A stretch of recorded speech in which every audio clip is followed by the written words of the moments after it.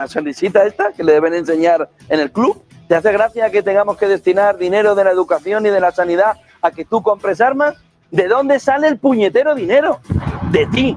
El 5% es imposible para Europa. ¿Dónde está el objetivo? Aquí. El 5%. Todo esto, 5%. Así tenéis narices para decir cómo vais a sacar el 5%. Decid la verdad una puñetera vez.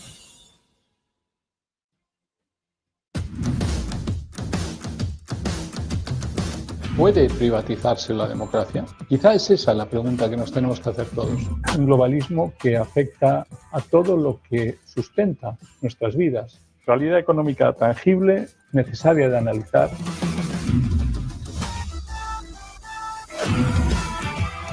Esa necesidad de analizar el globalismo desde el punto de vista absolutamente económico, tangible y real.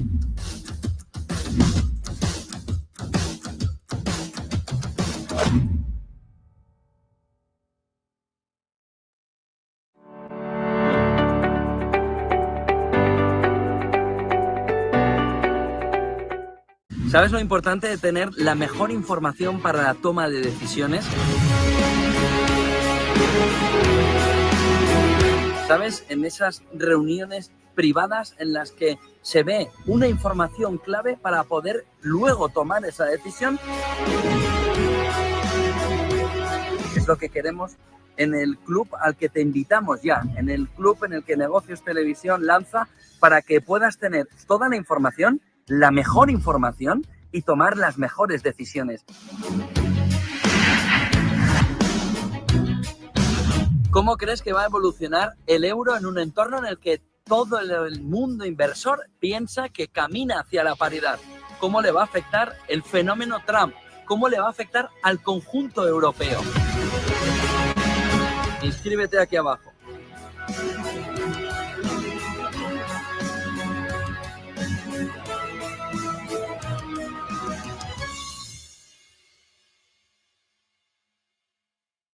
Donald Trump, que llega a la cumbre de La Haya para ser la peor pesadilla europea. No salimos de una y entramos en otra. Hay que redefinir el artículo 5. Vamos, ¿cómo? Está pensando sobre todo Sánchez. Redefinir el artículo 5 con un pero. ¿Cuánto hay y cuánto paga cada uno de los países? Ha llegado Mr. Marshall, ha llegado el imperialista, ha llegado el rey de los europeos y Rutte se ha puesto de rodillas. Gracias a ti, los europeos estamos gastando a expuertas. Gracias a ti, en una posición de Rutte que da absoluta vergüenza ajena. Porque Rutte es un perdedor de elecciones que entonces han dicho, vente a la OTAN, que es parte de la fiesta. Y ahí llevaron a Rutte para que no le faltara trabajo. Le han puesto a un europeo para que le lama los zapatos al estadounidense. Y entonces ha venido el estadounidense, se ha puesto la gorra y ha dicho, bienvenido, Mr. Marshall. Quita, leche, quita, ¿no? No, debería pensar, qué pesado. Con la sonrisita esta que le deben enseñar en el club. ¿Te hace gracia que tengamos que destinar dinero de la educación y de la sanidad a que tú compres armas? ¿De dónde sale el puñetero dinero? De ti. El 5% es imposible para Europa. ¿Dónde está el objetivo? Aquí. El 5%. Todo esto, 5%. Así tenéis narices para decir cómo vais a sacar el 5%. Decid la verdad una puñetera vez. El mundo mira a España, Europa mira a España, Latinoamérica está mirando a España. ¿Por qué?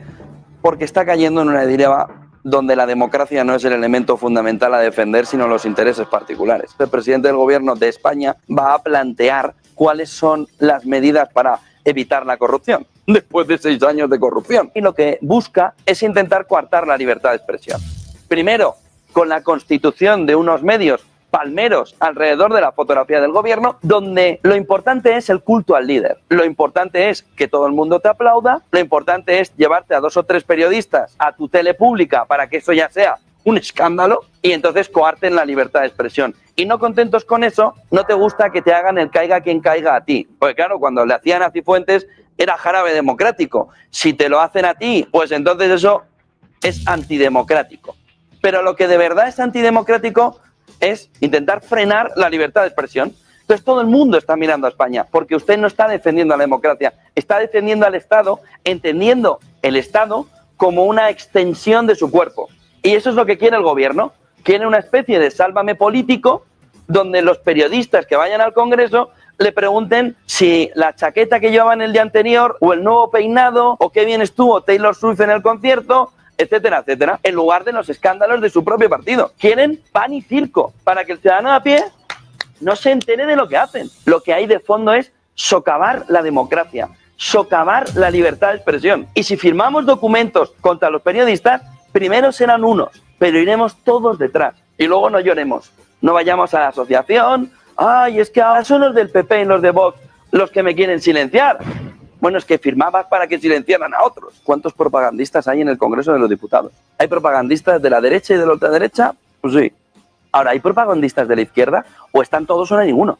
Porque el relato tiene que ser único y ese mensaje tiene que ser de la izquierda. Tanto han odiado épocas pasadas que están empezando a asimilar algunos aspectos de ellas.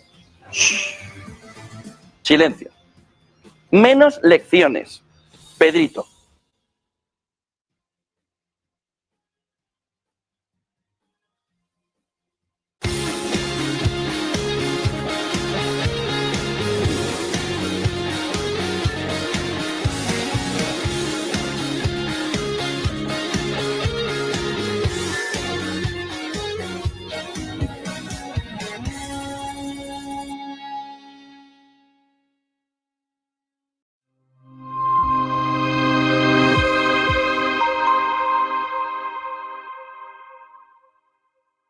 ¿Te preocupa que tu inquilino no pague el alquiler? Sabemos que esto puede ser un desafío. Aunque los gastos son fáciles de calcular, el verdadero reto es gestionar la falta de pago por parte del inquilino. SEAC te ofrece una garantía de renta asegurada hasta que recuperes tu vivienda pase el tiempo que pase. Relájate. SEAC se encarga de todo. Alquila tranquilo. SEAC responde. ¿Qué cuento quieres hoy? ¿Te cuento uno de los míos? ¿El del farmacéutico? ¿O el de María, la abogada? El de Ana, la arquitecta. Vale. Eres una niña que soñaba con crear los edificios más impresionantes de la Tierra. Se pasaba el día dibujándolos. Sabía que algún día acabarían llegando a lo más alto de cada ciudad. Y que cualquier persona... Cada profesional tiene detrás una historia increíble. Creer en ella es lo que de verdad cuenta. Arquia Banca, el banco de los profesionales. Silver Gold Patrimonio nace en 2018 con el objetivo de innovar en el mercado de los metales preciosos de inversión, ofreciendo nuevas alternativas para que cualquier persona, familia o empresa pueda entrar en el fantástico mundo de los metales de inversión de forma sencilla y acompañada por consultores expertos en el sector. Silver Gold Patrimonio quiere avanzar contigo.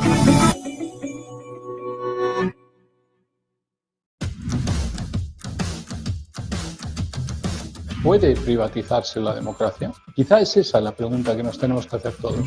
Un globalismo que afecta a todo lo que sustenta nuestras vidas. Realidad económica tangible, necesaria de analizar.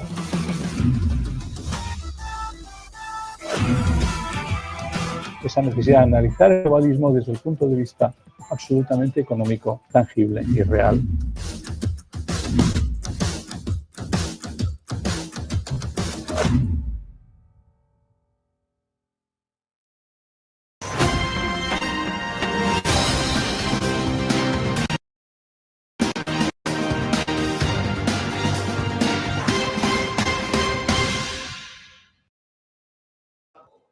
Buenas tardes y bienvenidos de nuevo a Negocios Televisión. Vamos a estar muy pendientes a ese directo de Donald Trump que veremos enseguida desde la Casa Blanca, desde Washington. Eso sí, vamos a mirar ahora ese cierre de Europa. Las principales bolsas europeas han cerrado en rojo este martes, arrastradas por la incertidumbre que hemos estado viendo durante toda la jornada de la política en Francia, donde el gobierno de François Bayrou podría enfrentar una moción de confianza el próximo mes. Lo han citado el 8 de septiembre. Mientras tanto, vamos a mirar a esa bolsa europea, cómo han cerrado los mercados y vemos cómo el índice CAC 40 parisino cayó un 1,64%, mientras que el DAX alemán perdió también un 0,40%. El FTSE 100 de Londres ha retrocedido con un 0,6%. Y mirando ahora también al Eurostoxx 50, que agrupa a las mayores empresas de la zona euro, ha bajado un 1,11%. En el mercado de deuda, el rendimiento del bono francés a 30 años ha alcanzado su nivel más alto desde 2008, lo que refleja también ese nerviosismo de los inversores ante esta situación de diplomacia en Francia. A pesar del clima de tensión, el euro también subió un 0,32% frente al dólar, y mientras la libra esterlina avanzó también un 0,23%. Miramos ahora a la Casa Blanca y es que el juez designado por Trump rechaza la demanda contra jueces federales de Maryland. El juez federal Thomas Cullen desestimó este lunes una demanda presentada por la administración Trump contra 15 jueces federales de Maryland. La Casa Blanca acusaba ya a los magistrados de interferir con su política de deportación de migrantes. Pero ojo, porque Cullen, que fue nombrado por el propio Trump, falló en su contra. En su decisión afirmó que aceptar el caso atentaría contra la Constitución y el Estado de Derecho. Además, instó al gobierno a apelar si realmente cree que las decisiones de los jueces violan la ley. Y también atentos a ese Cracker Barrel que sube después de esas críticas de Trump a su nuevo logotipo de Truth Social. Las acciones de Cracker Barrel han subido más de un 5% este martes, luego de que el presidente Donald Trump criticara públicamente el nuevo logotipo de la cadena. En una publicación en Truth Social también Trump sugirió que la empresa debería volver a su antiguo diseño y aprovechar esa controversia como una oportunidad de marketing. Sus comentarios también se sumaron a una ola de críticas en redes sociales donde varios usuarios lo han calificado ya al nuevo logotipo como soso y genérico. La acción se disparó ya un 5,39%, alcanzando los $57,18 la acción, poco después de las 11 de la mañana, hora del este. Y pendientes también a esa noticia de hoy, que Donald Trump quería pedir la dimisión inmediata de Lisa Cook. Pues bien, Lisa Cook ha respondido ante estos deseos de Trump y ha dicho que le demandará por un intento de despido ilegal de la Fed. La gobernadora de la Reserva Federal, Lisa Cook, presentará una demanda contra el presidente Donald Trump por intentar destituirla de forma ilegal. Su abogado ha asegurado ya este martes que el presidente no tiene autoridad para removerla del cargo y que la acción de Trump carece de base legal o fáctica. El intento de despido se produjo después de esas acusaciones de Lisa Cook de fraude hipotecario, que aún todavía investiga el Departamento de Justicia. Trump sostiene que eso justifica su remoción y varios legisladores, también demócratas, lo han calificado ya la medida como inconstitucional y un ataque a la independencia de la Reserva Federal. Así que estaremos pendientes también a ver si en ese directo que veremos a continuación aquí en Negocios con Donald Trump menciona algo de este caso de Lisa Cook. Y ahora, mirando a esa situación que hemos estado viviendo a lo largo de la semana sobre los ataques israelíes en Gaza, Israel ya justifica ese ataque al hospital de Gaza como una cámara de Hamás. Las fuerzas de defensa de Israel aseguraron este martes que el ataque contra el hospital Nasser en Gaza tenía como objetivo destruir una cámara de vigilancia supuestamente instalada por Hamás. Según ha informado el ejército israelí, el dispositivo era utilizado para seguir los movimientos de tropas y representaba ya una amenaza militar. El ataque ha dejado ya al menos 20 víctimas, incluidas de ellas 5 periodistas, y más de 50 heridos, lo que ha generado ya una ola de condenas internacionales. Por su parte, España, Alemania, Turquía y Francia han rechazado ya la acción y hasta el presidente estadounidense Donald Trump, el habitual aliado de Israel, también ha expresado su descontento. Lo escuchamos ayer cuando Donald Trump, en ese directo que vimos desde aquí, desde Negocios Televisión, dijo que no era consciente, no sabía nada de este ataque de Israel y que no estaba contento y que quería frenar ya estos ataques en Gaza. Las FDI también han insistido en que sus operaciones se dirigen únicamente contra objetivos militares.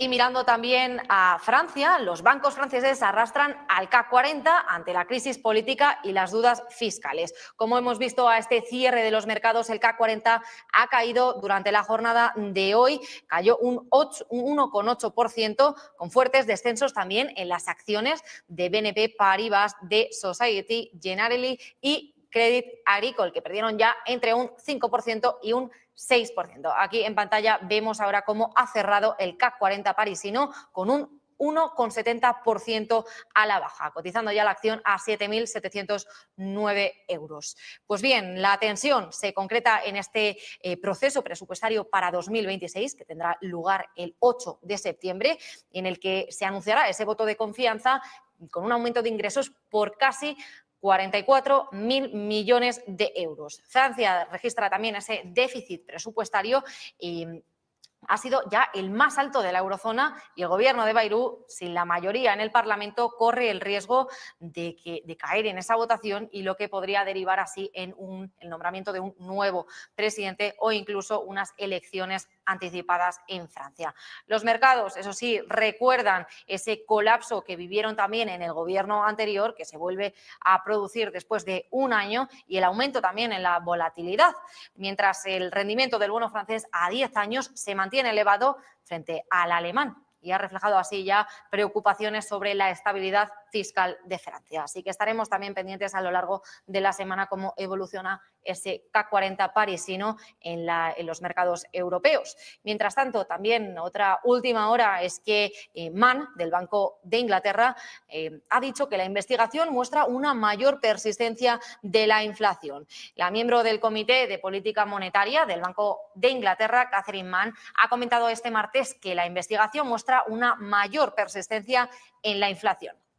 Además, señaló que también apunta a una perspectiva de crecimiento débil y, según sus declaraciones, ha dicho que hay interacciones claves y claras en la inflación, entre la inflación y entre el crecimiento. El PIB de Reino Unido se ha mantenido débil, con este nivel apenas por encima de antes del COVID, 2019. Las tasas de crecimiento han promediado también por debajo del 2% desde finales de 2022, y ojo, porque se prevé que permanezcan moderadas durante los próximos 3 años. Hablando de política monetaria, también Mann ha mencionado que en la actualidad es apropiado un mantenimiento más persistente de esas tasas de interés. Agregó también que si los riesgos a la baja para la demanda interna comienzan a materializarse, estaría a favor de esos recortes de tasas bancarias más rápidas. Y mirando a Ucrania, atentos, porque Estados Unidos ofrece apoyo aéreo y de inteligencia a la fuerza de posguerra en Ucrania. Estados Unidos se ha ofrecido a proporcionar apoyo de inteligencia, de vigilancia y de reconocimiento de defensa aérea a una coalición liderada por Europa, destinada a asegurar la Ucrania de posguerra, según han revelado ya los funcionarios. El presidente Donald Trump indicó que Estados Unidos ayudaría a coordinar las garantías de seguridad supeditadas a que las naciones europeas desplieguen sus tropas. La propuesta incluye también sistemas de monitoreo y defensa aérea respaldados, eso sí, por Estados Unidos.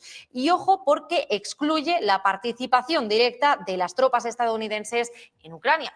Los líderes europeos también han acogido con satisfacción el cambio, mientras que continúan las discusiones sobre una zona desmilitarizada y las fuerzas ucranianas entrenadas por la OTAN. El Kremlin también ha rechazado ya los esfuerzos de paz de Trump, mientras que Kiev busca una acción acelerada sobre las garantías de seguridad en medio de estas disputas territoriales en curso con Rusia.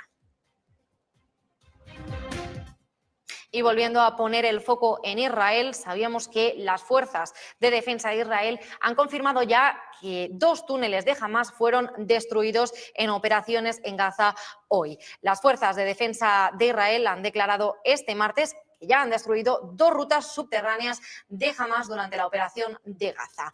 En una publicación de X, con imágenes de la operación, el ejército ha confirmado que uno de los pasajes contenía pozos de salidas con armas y con alojamientos para militares, y que estaba sellado ya permanentemente con hormigón, es decir, que quedan totalmente cerrados y dejarán de utilizarse estos túneles. Además, otro túnel se extendía cientos de metros bajo tierra y ha señalado el ejército que sus tropas abatieron ya a decenas de combatientes de Hamás y desmantelaron así infraestructuras terroristas tanto en la superficie como bajo tierra. Esta actualización se produce en medio de este continuo escrutinio internacional después de este ataque israelí contra el hospital de Gaza, que, como hemos dicho ya, ha dejado 20 víctimas, incluidos de ellos 5 periodistas. Y también la Unión Europea califica de inaceptable el ataque contra el hospital de Gaza y la Unión Europea declaró este martes que el ataque contra el hospital Nasser en el sur de Gaza es completamente inaceptable. El portavoz de Exteriores, Anwar El Anouni, ha apoyado y ha subrayado que civiles y periodistas deben estar protegidos bajo el derecho internacional. Instó a Israel a respetar la ley humanitaria y llevar a cabo una investigación exhaustiva. Por tanto, muy pendientes a esos ataques de Gaza. Nos vamos ahora en directo desde la Casa Blanca, desde Washington, y escuchamos al presidente de Estados Unidos, a Donald Trump. I want to talk about we're no longer involved with funding Ukraine, but we are involved with trying to stop the war and the killing in Ukraine. So we're selling missiles and military equipment, millions and millions, and ultimately billions of dollars to the NATO people, where I'm very friendly and we have a great relationship, but that was an amazing trip. So they're funding the entire war. We're not funding anything. I think it's an important point to make because a lot of people don't understand that. And we will continue to do that. And we're trying to get as much as we can for them. They want the American product. The American military product is by far the best in the world, and that's what they want to get. They have lots of options, but that's what they want to get. So the factories are doubling up and tripling up where they make the Patriots and other really, you could say, defense and offensive weapons. The wages for blue-collar workers are now rising at the fastest rate in 60 years, which is so important to all of us around this table. The average American worker has already seen a $500 wage increase this year, and there's no inflation because there's been decreases, tremendous decreases with, thanks to Doug and Chris, some of the people, the great job they've done with energy. Thank you very much. And Chris, thank you very much. I see you down close to $60 a barrel, and you'll be breaking that pretty soon. And that has a huge impact. And so we have groceries are down. Energy is way down. Energy is way down. It was $4 and $5 for a gallon of gas. Think of that, for gasoline. And now it's probably $2.25. There are some places it's $2. It broke $2 at a couple of locations in the South. In places like California where they charge such high taxes, it's higher, but it's still much lower than what it was a year ago. So energy is way down. Groceries are way down. Eggs are way down. Thank you very much, Madam Secretary. You've done a great job. Appreciate it. When we came in, the eggs were through the roof. They were 4 times higher than they've ever been. And my first question from you people, what are you going to do with eggs? I said, what's the problem with eggs? That was caused by Biden, or whoever was operating the auto pen actually caused it, I guess, because I don't think he knew too much about eggs. Factories are booming compared to before I took office. Domestic auto production is going to be, it's going to be so thrilling in 2 years when you see the numbers, because they're building plants all over the country. They're all coming in because of tariffs. They don't want to pay the tariffs. And if they build their plant here, they don't pay the tariffs. And they're pouring into our country, and you know about AI and you know about but the auto plants, that's the good old fashioned stuff that I love. The auto plants are pouring into the United States of America. They're coming from Mexico. They're coming from Canada, and they're coming from Europe, all over Europe. And it's been pretty amazing. So factories are booming. And when they actually open, right now they're booming in terms of construction. This is something given to me by Mark Zuckerberg. And you'll see this is AI now. I never understood. I said, well, because I built shopping centers, and for $50 million, you can build a very nice shopping center So I never understood when they said 50 billion for a plant. I said, what the hell kind of a plant is that? But when you look at this, you understand why it's 50 billion. So this is one he's building in Louisiana. That's Meta, Facebook, as people understand it to be. But look at that. That's the size of Manhattan. So that's superimposed over the island of Manhattan. It takes up a big part of Manhattan. I think they say 81% of Manhattan. So these are big things, and they're going up. A lot of them are going up now. I don't know that big. Actually, Mark is building 4 of them, and others are building similar places. And when these things open up, I'll tell you what, our country, we're leading China now in AI, substantially leading China. And the reason is because we're letting them build their own electrical facilities. We would need double the energy that if you take all of the electricity that we produce right now in this country, you'd have to multiply it times 2 or maybe 3 times. So 3 times more than we have right now for everything, to operate your toaster and everything else, okay? 3 times more. And the way we're able to succeed, because China goes out and builds these massive plants. They're right now building 58 coal, in this case, almost all coal-fired plants. And coal is back with this country too, by the way. You know, there's a reason they use it, because it's good. It works for them. And we call it clean coal. We don't call it coal. We call it clean, even very clean coal. But we have coal going up. We have nuclear going up. Nuclear is very much in vogue now. It's safe and inexpensive and great. We don't allow windmills. We're not allowing any windmills to go up. I mean, unless there's a legal situation where somebody committed to it a long time ago. We don't allow windmills, and we don't want the solar panels that I was speaking with the secretary about, because they take up, you know, thousands of acres of our farmland. You see these big, ugly patches of black plastic that comes from China. And the solar is, you know, I like solar in some ways, but for firing up your big plants, it doesn't work. It's very unstable. But it really takes up your farm. The farmers are saying, you know, they're building these massive blotches in the middle of the fields all over the country. It's so crazy. It's so crazy. So we're not heavy into that at all.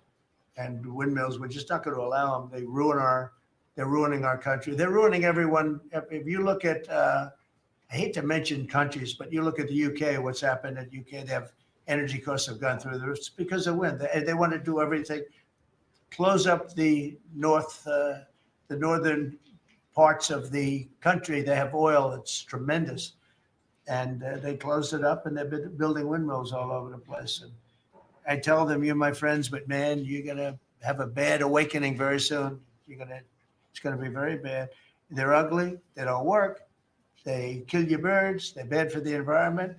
And if you look at them from a house, your house is worth less than 50%. So I'm trying to have people learn about wind real fast. And I think I've done a good job, but not good enough, because some countries are still trying, and they're destroying themselves. Those are countries that are really destroying themselves. I hope they get back to fossil fuel, because right now, Chris, whether we like it or not, fossil fuel is the thing that works. And then you can add nuclear with it and other things, but fossil fuel is what works if we're going to fire up those big monster factories. But if you look at comparing everything before I took office, domestic auto production is up 18,000 cars a month. And we haven't even started yet, because a lot of these plants aren't built. It's up 18,000 because Ford, General Motors, and a couple of others, Stellantis, they're taking their existing plants, and they're, as quickly as they can, they're adding on to them. So when their plants open, because they're building big, modern, beautiful auto plants. But think of that, we're up 18,000 cars a month, and essentially all they've done is try and utilize their space correctly as their big plants open up. It's going to be, I hope they remember that it was this way. I hope this table gets a lot of the credit for what's happening. It gets all of the credit, because this would have never happened. We were going out of business in every way. We were losing. All the car plants were leaving this country. Now they're all coming back in, and they are coming from Canada, and they are coming from Mexico, but they're coming from Germany. They're coming from all over the world. Domestic steel production is up by 100,000 tons of steel a week. We have a 50% tariff on steel, aluminum, and various other things. Copper just got brought into the picture. And that means people are going to want to make steel here. We just made a deal with U.S. Steel. As you know, we have an outside company come in, spend $17 billion on building new plants, new everything. It's great. And it stays right here in America. So we're doing amazingly well on steel. And domestic oil production is up by more than 300,000 barrels a day. That's a lot of barrels. And you're going to be talking about that in a second, I think, Chris and Doug.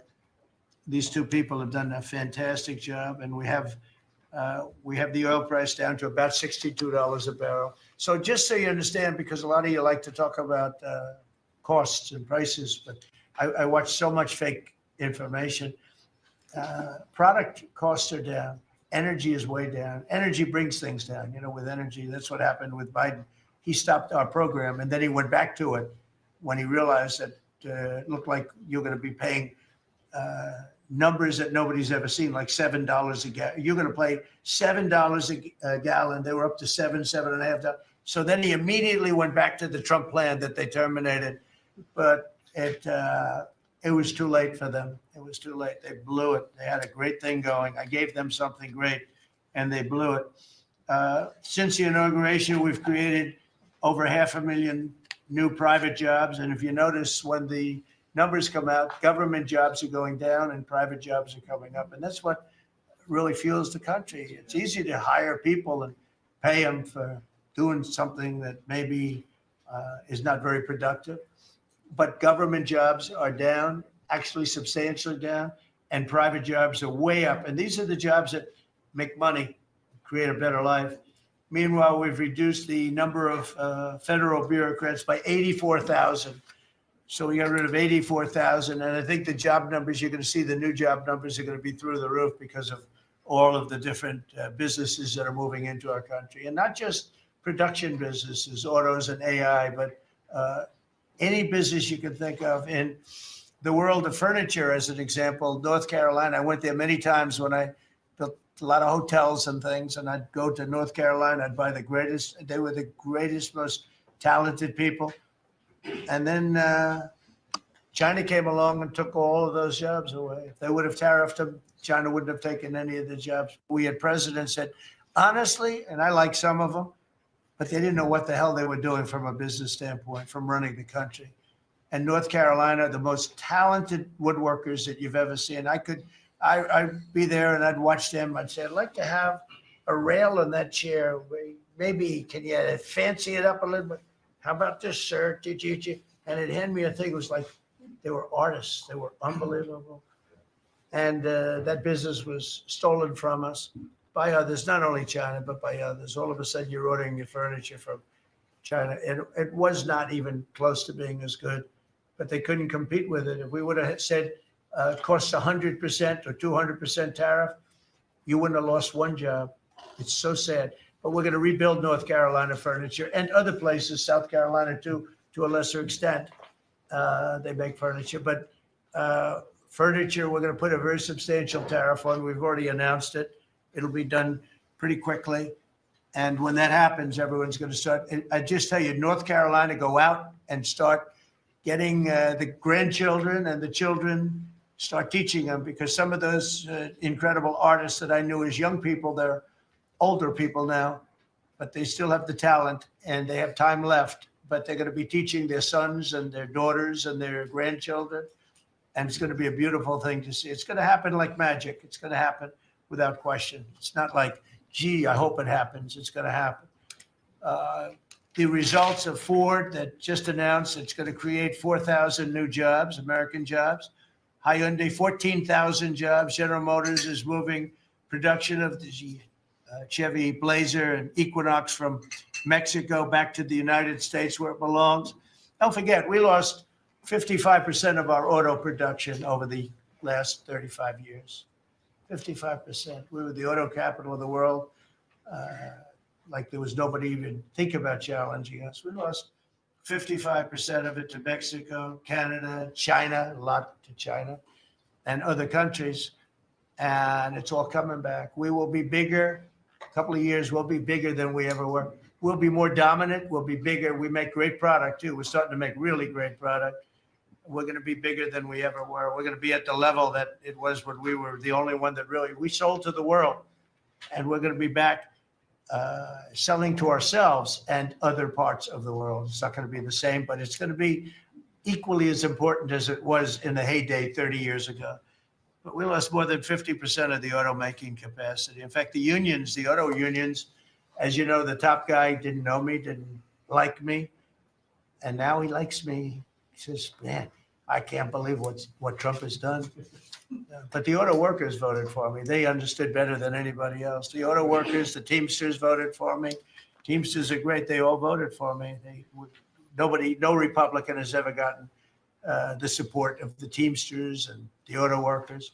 And now the head of the auto workers, I mean, it's so amazing. I watch them on television there. They can't even believe what happened. And I told them all what was going to happen. We secured new market access for American agricultural exports all over the world. Our secretary is doing a great job. Thank you, Brooke. And we have negotiated historic trade deals with the United Kingdom, China, Indonesia, Vietnam, the Philippines, Japan, South Korea, who was here yesterday, and the European Union.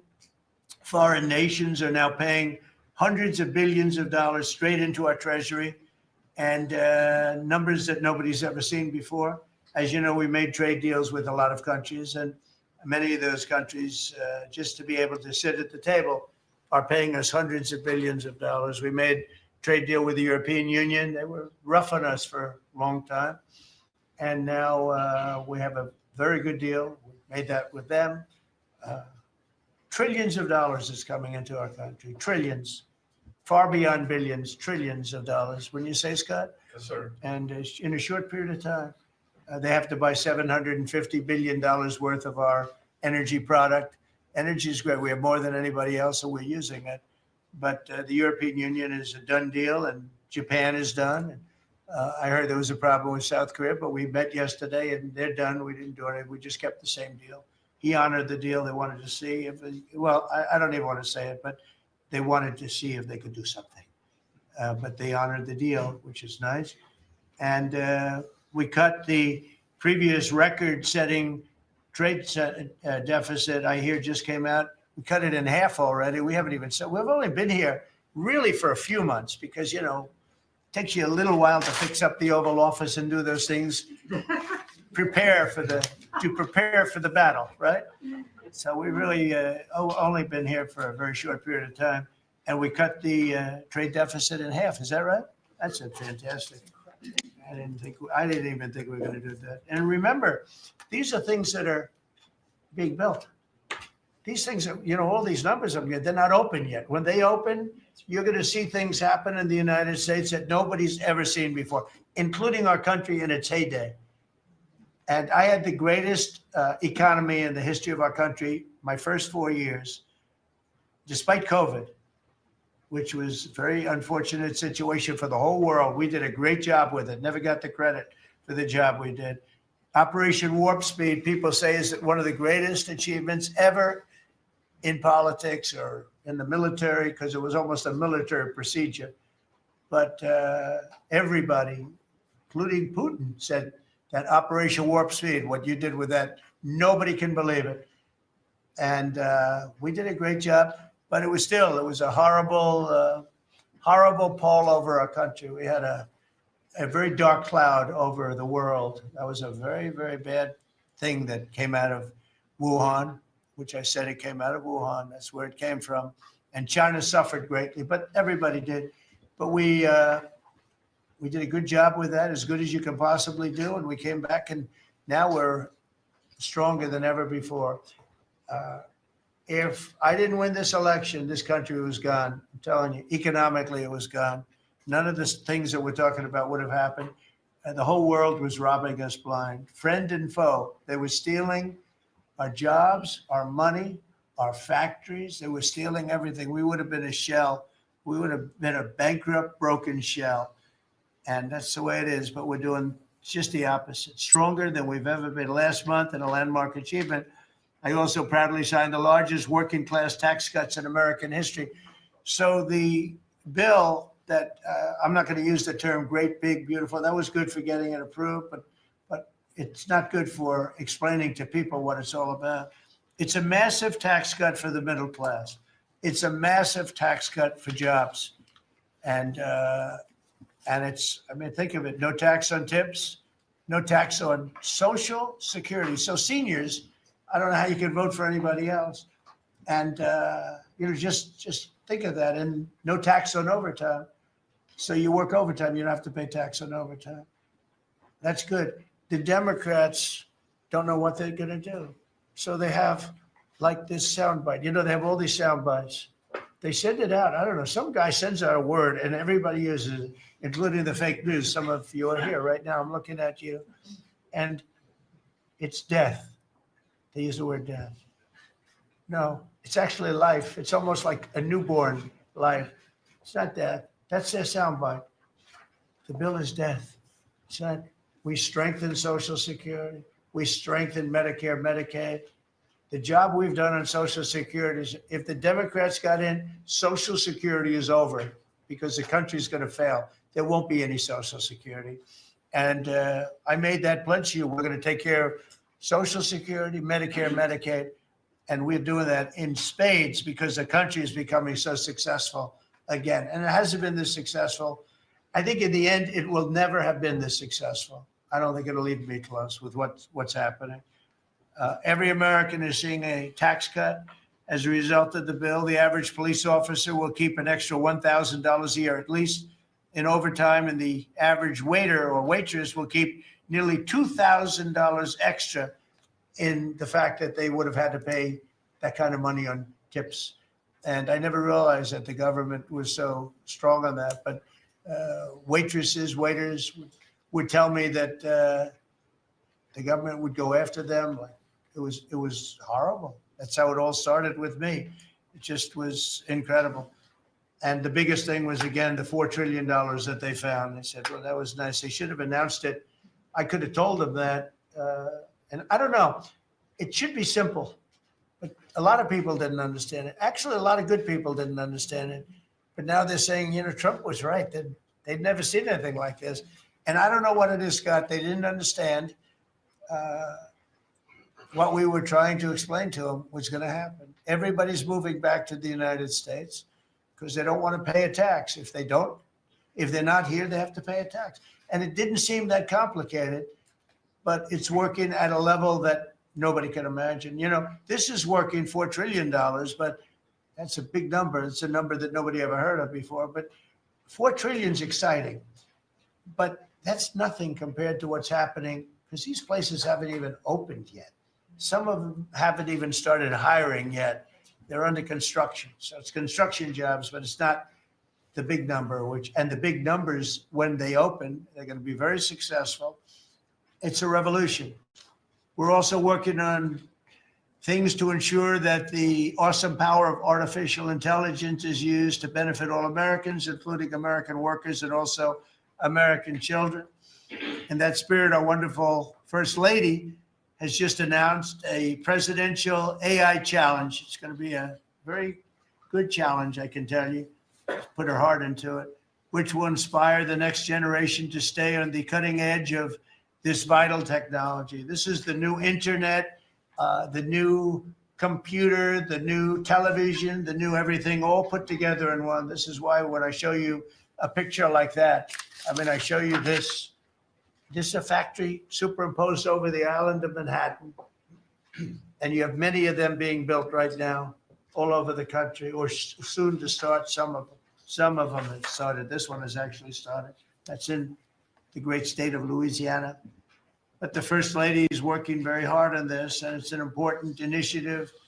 And Melania, when she puts her mind to it, nobody can do better. There's nobody.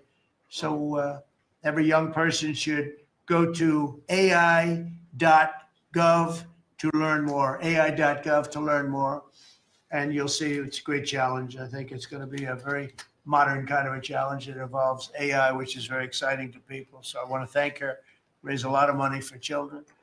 We're putting America first, and we're going to be putting the American worker first. And, you know, the Republican Party has picked up 4 million new people, 4 million. The Democrats have lost 2.5 million. Other than that, they're extremely happy. No, they're very depressed. They're very depressed. And their new box that they've fallen into is crime. There was a consultant on one of the shows this morning I was watching. I thought he was very good. He's a Democrat consultant. And he was screaming, no, no, don't let him do this to you. Don't let, it's another trap. It's another trap. What he's talking about, like men playing in women's sports. They said that's an 80-20. No, it's a 97-3. It's 97-3, like transgender for everybody. They fought for it. They're still fighting for it. I saw a guy today, a politician that you all know very well, fighting like hell for men playing in women's sports. You don't understand. They're human beings also. Well, I agree they're human beings, but you can't have a 7-foot guy playing basketball with the women. You know, just one of those little problems in life. And we all have our place. That's okay. I've got my place too. But this guy's screaming, it's another trap. And this is the worst of all. He said, because this is crime. Trump is saying he's against crime and they're for crime. No, he's going, it was funny. No, it's a trap. Don't do it. And then I saw this poor, stupid Chuck Schumer, the guy. He looks like he's aged 100 years. And I don't like getting into looks.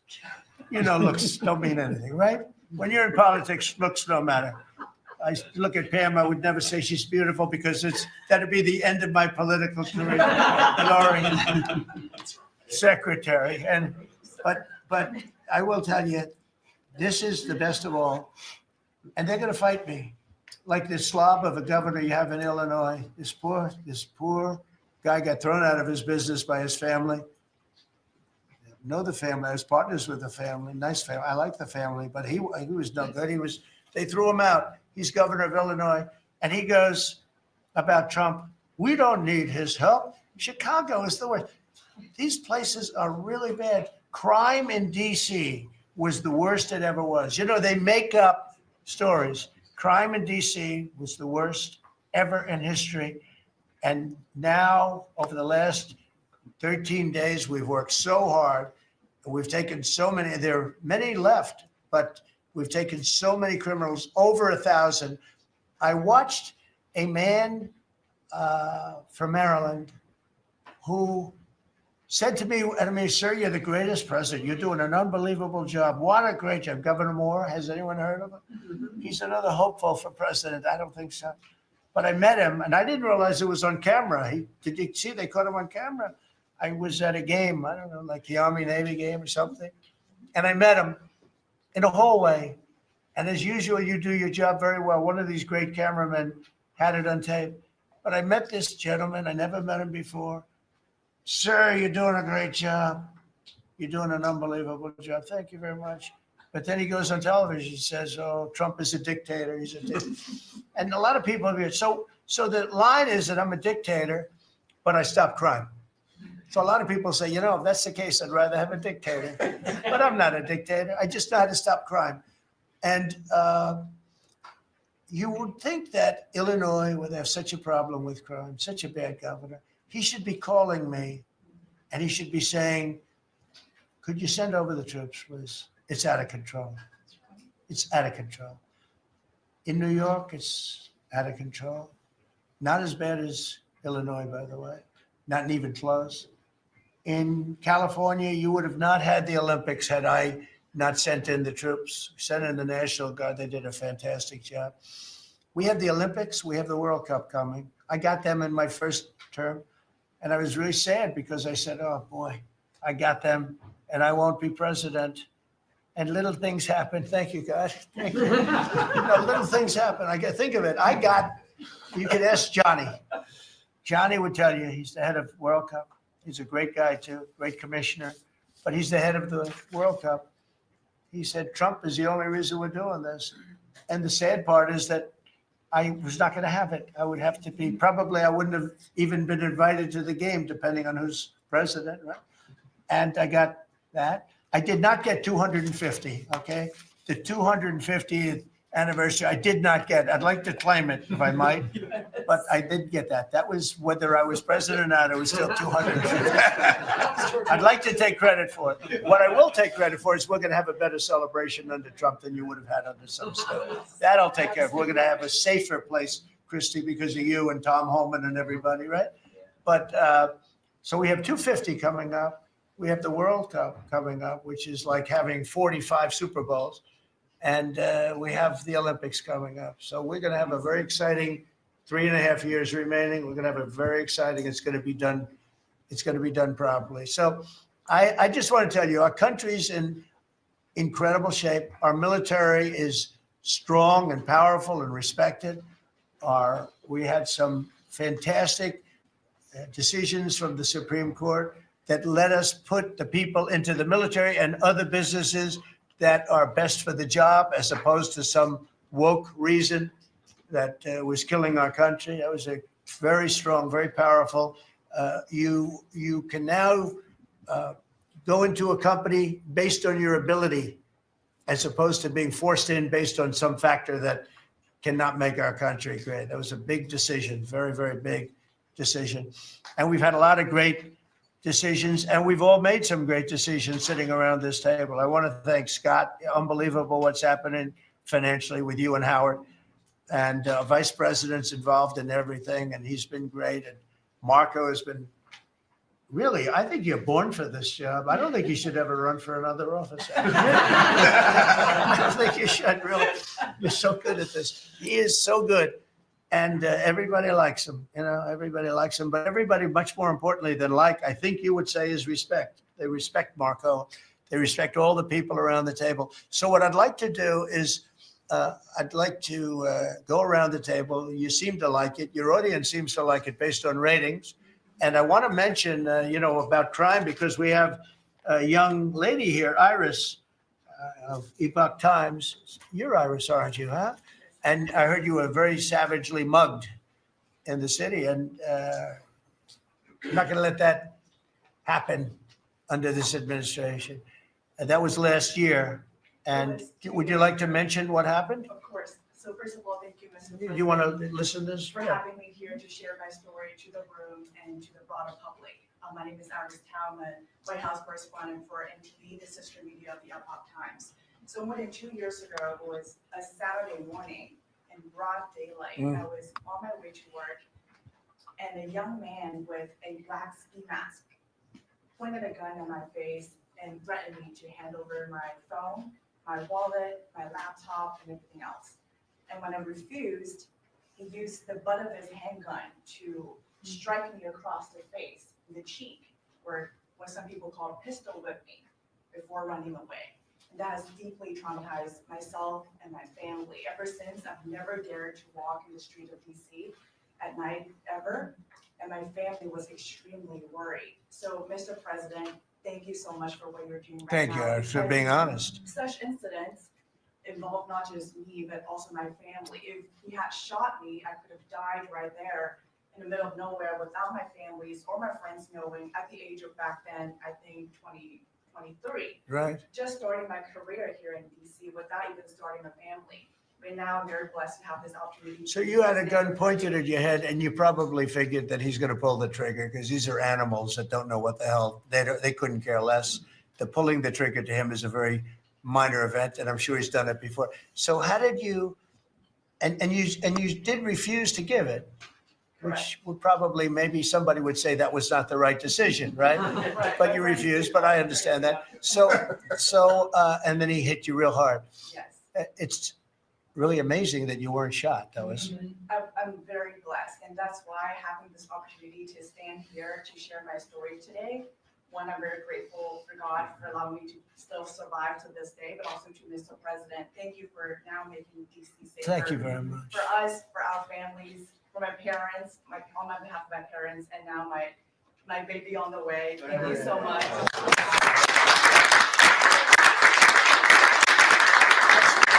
And there are other reporters and journalists, and good people, and you don't have to say it, but that have also been attacked violently, and not violently too, but pretty badly.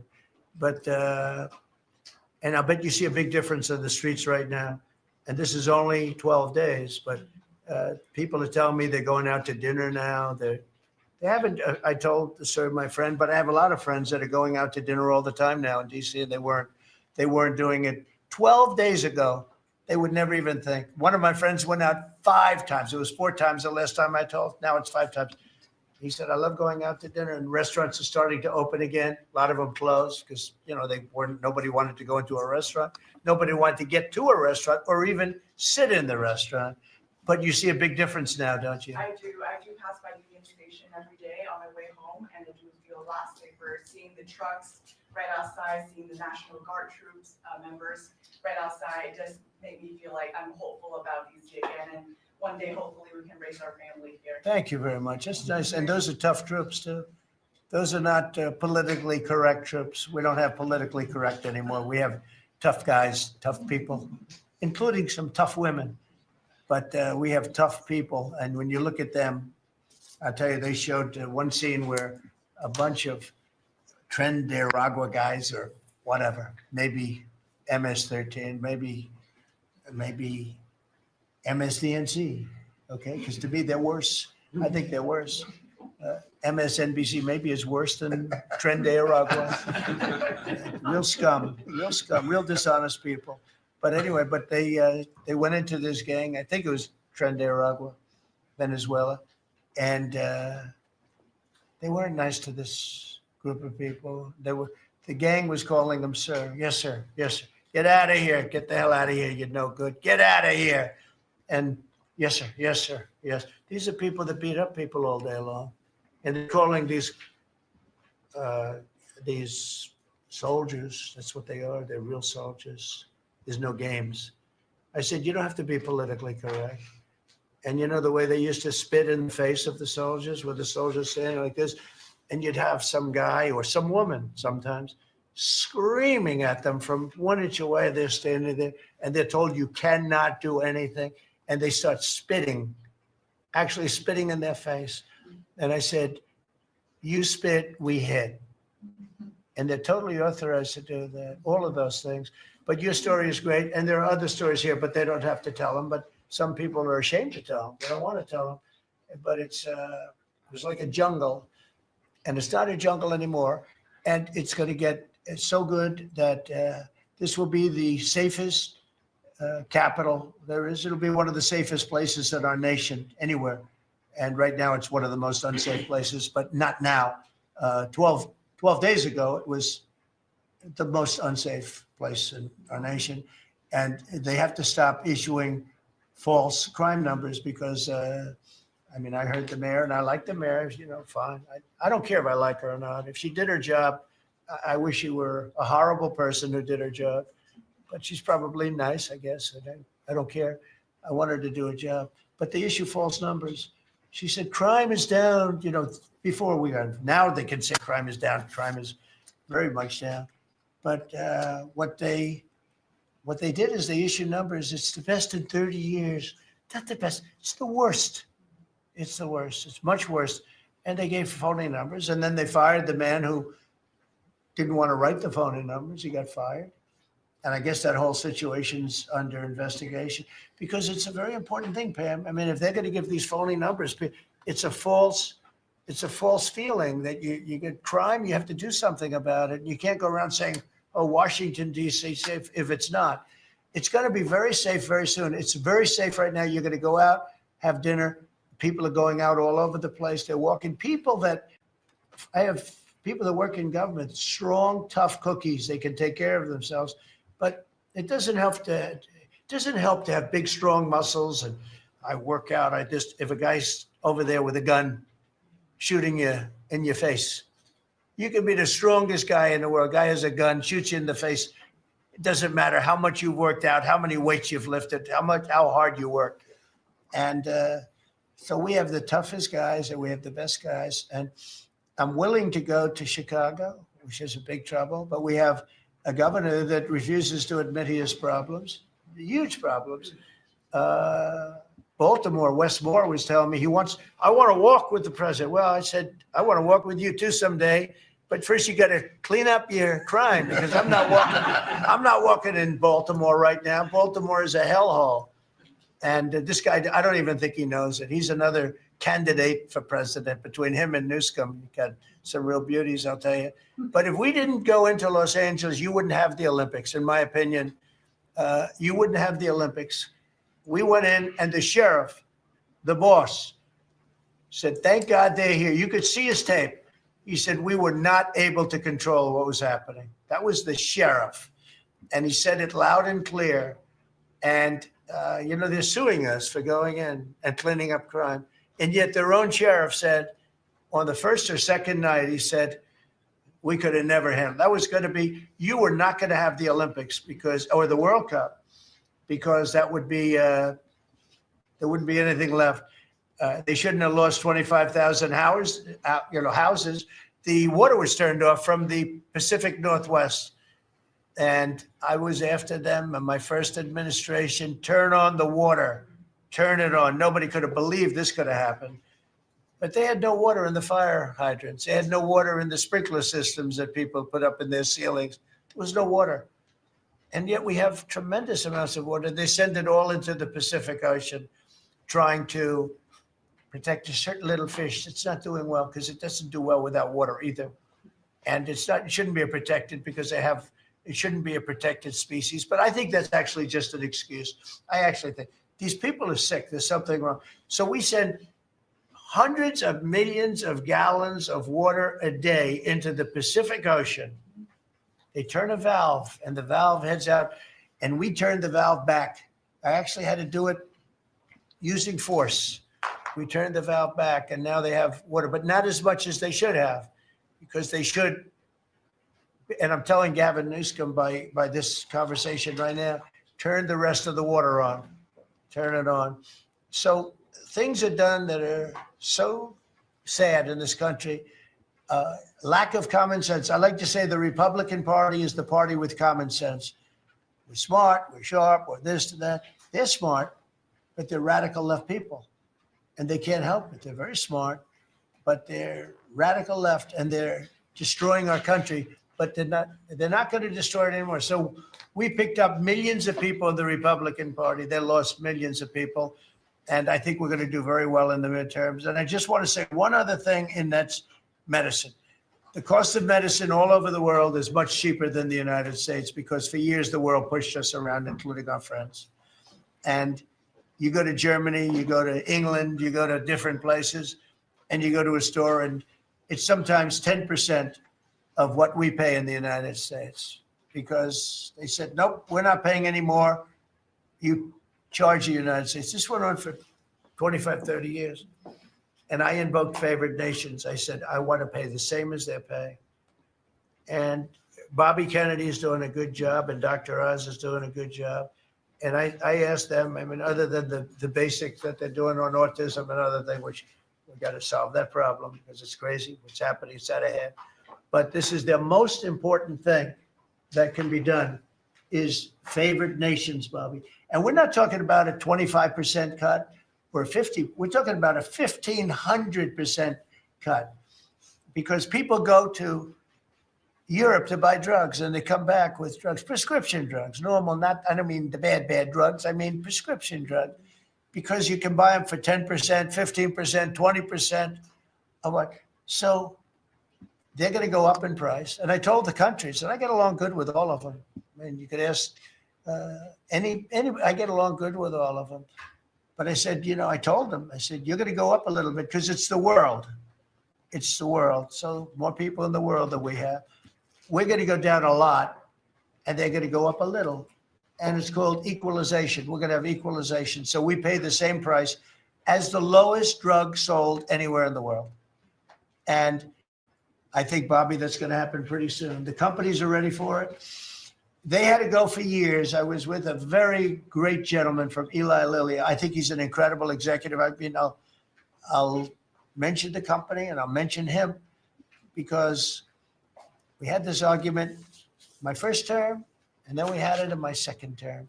In my second term, I wouldn't stop until I won the point. And he threw up his hands. He says, "You're right. I can no longer defend it. I can no longer defend that a pill that's made by Johnson & Johnson in a factory, in the same factory in the United States versus a place in Europe or other places, including Canada, by the way, you could buy it for 10% or 15% or 20%, the cost of what we're paying. Well, we'd pay 5, 6, 7 times more money." He said, "It's the hardest part of my job, defending that. I'm not going to do it anymore." I'm saying that we have to get down to business. And that's a great company. He's done a great job, and I appreciated it. And it really broke the ice because they were sending, well, we have to do research and development. Well, you have to do it for Germany and all these other countries too. Well, they think the United States should bear it. I mean, I heard this stuff and I finally said, it's over. Now, you have to have somebody that can get these countries to do it. I told them, if you don't do it, we're going to charge you a 25% tariff on everything you send into our country. That's much more money than what we're talking about. Then we have to get the drug companies to do it, and they'll do it because we have tremendous power over the drug companies too. So we're going to get it done. I just hope we get it done fast, Bobby, because this thing should go fast. But we're going to get the cost of medicine is going to be 1,000%. Think of that, not 2%. And I'll just tell this last story. When I was in my first term, in my last year, I was so proud of myself because drug prices went down for the first time in 28 years under my administration. You know how much it went down? 1/4%. And I was so proud of that. And I held a news conference. I think you'll be able to find it, congratulating myself and my administration because for the first time in 28 years, drug prices went down 1/4%. That little tiny, but it still went down. And I thought it was great. And then I realized, it's a very complicated business and formula. You got to be very smart. I said, we're really getting ripped off by the whole world. The whole world is ripping us off. And what happened is I got on this kick and I got the drug companies to agree. And I got countries to agree. And they're not agreeing because they think I'm a nice person. They're agreeing because I will put charges and costs and tariffs onto them that will be many times more than what they're going to be paying. So the companies are there and the countries are there. And we got to get it done, Bobby. We got to get it done. And we're going to have the biggest price of it. Now, that's going to lower Social Security, Medicare, Medicaid. This is going to lower everything because drugs go for everything. It's going to have the biggest impact, I think, of anything that can possibly be done. But your costs are going to be going down for medicine, for prescription drugs, will be going down at levels that nobody ever thought possible. And that's going to happen in a matter of a very short period of time. And we're all set with the countries, and we're all set with the companies. That's all you need, the two. And the middleman gets cut out. Under this scenario, the middleman doesn't exist anymore. That was the other thing. They always blamed the middleman. I said, who are the middlemen? Nobody knew who the middleman was. That's right. They had the most complex formula. It was genius, but they didn't get away with it. So I'm counting on Bobby. Do you want to start, Bobby? Maybe we'll start with you. You can start with that and then go on to what we're talking about. We are deep into MFN negotiations, most favored nation status negotiations with 14 companies. Howard Lutnick is a breath of fresh air, and I think he's going to help us get across the finish line with the leverage that we have from terrorists. They're smart. Don't let them get away with it, Howard. Well, the combination of Bobby's MFN and the 232 pharmaceuticals, which we launched together. Right. When you put those two together, it really gives Bobby the tools to go execute your plan. So I'm supporting Bobby as he executes his plan. Good. Right? Yes. And this cabinet meeting is supposed to be about working Americans, bringing jobs back to this country, and particularly rural America. And I want to mention the big, beautiful bill. Right now, we spend 7% of Medicaid dollars on rural hospitals. So they're getting the short end of the stick. It's about $19 billion a year. Under the Rural Transformation Program, we give them an extra $10 billion a year. So we're raising an infusion of cash to rural hospitals and rural communities by 50%. It's going to be the biggest infusion in history, and it's going to restore and revitalize these communities. And we can't survive as a nation if we don't honor our rural communities, which are the source of our values, our virtues, our character, our economy, our food. And you are bringing that back. You are bringing those communities back. I wanted to talk, because you mentioned the wind farms, we now have an interdepartmental coalition, a team, which is Doug Burgum and Howard Lubnick and Chris Wright and Pete Hegseth. We're all working on this issue. And Lee, we're all working together on this issue. We're meeting together. There are right now 11 wind farms planned that were launched during the Biden administration. Between Maine and Virginia, it's 1,130 towers. These towers are twice the size of the Washington Monument. The blades on them They're massive. It's so crazy. The blades are 350 feet long, one blade. One of these blades blew up on Nantucket last summer, and the water was filled with shards of glass, of sharp glass, so it's dangerous to swim. They had to close the beaches, but they have indemnified themselves so the local communities can't sue them. None of these projects are bonded. If you build an oil derrick in the Gulf, you got to put a bond down. There's no bond for dismantling them, and that's one of the tools that Doug is now using to challenge some of these projects. None of the cost of energy from these projects is 39 cents a kilowatt hour. The average cost in this country is 17 cents per kilowatt hour. And natural gas is 3 cents. Right. So it is the most expensive energy. I've been representing commercial fishermen for 40 years. They are so excited about what you're doing, Mr. President, because their fisheries are being wiped out. As soon as they begin construction, the groundfish fisheries just disappear. The fish leave the area. They've killed 160 whales in the last 2 years. So they're wiping out the whale population, the Atlantic whale population, the big whales, the minkies, the gray whale, or the humpback whales, the right whales. And you are going to save the whales on the East Coast because of this. You're going to save these economies that are based upon commercial fishing. I'll say one other thing about fishing. We are now, the South Asian nations are now dumping shrimp on our country. The shrimp is heavily contaminated. We just stopped a shipment that was contaminated with cesium-157, which is radioactive. They're farming these shrimps, and they use bactericides and antibiotics and all kinds of chemicals, and the shrimp are so contaminated that the European nations won't take them, so they're dumping them all here, and they're putting out of business. We have the most sustainable, highly regulated fishery in the world. What our fishermen do is a good thing. And all the trawlers in the Gulf and Alaska are being shut down because we're getting shrimp dumped here. So we have now increased FDA inspections of shrimp to make sure that Americans are not buying and eating contaminated shrimp and putting our shrimpers out of business. I talked just very briefly, we have an historic agreement on pre-authorization. We brought together 80% of the insurance industry, which has agreed to, for 80% of diseases and injuries, give immediate pre-authorization so that when you go to your doctor's office and he prescribes you a new knee or whatever it is, you will immediately know whether your insurance company is going to pay for it. This is an historic agreement. People have been trying to do it for decades, and we, because of your leadership, brought the insurance industry together and got them to voluntarily agree to do this. Similarly, we've made another historic agreement with personal health records.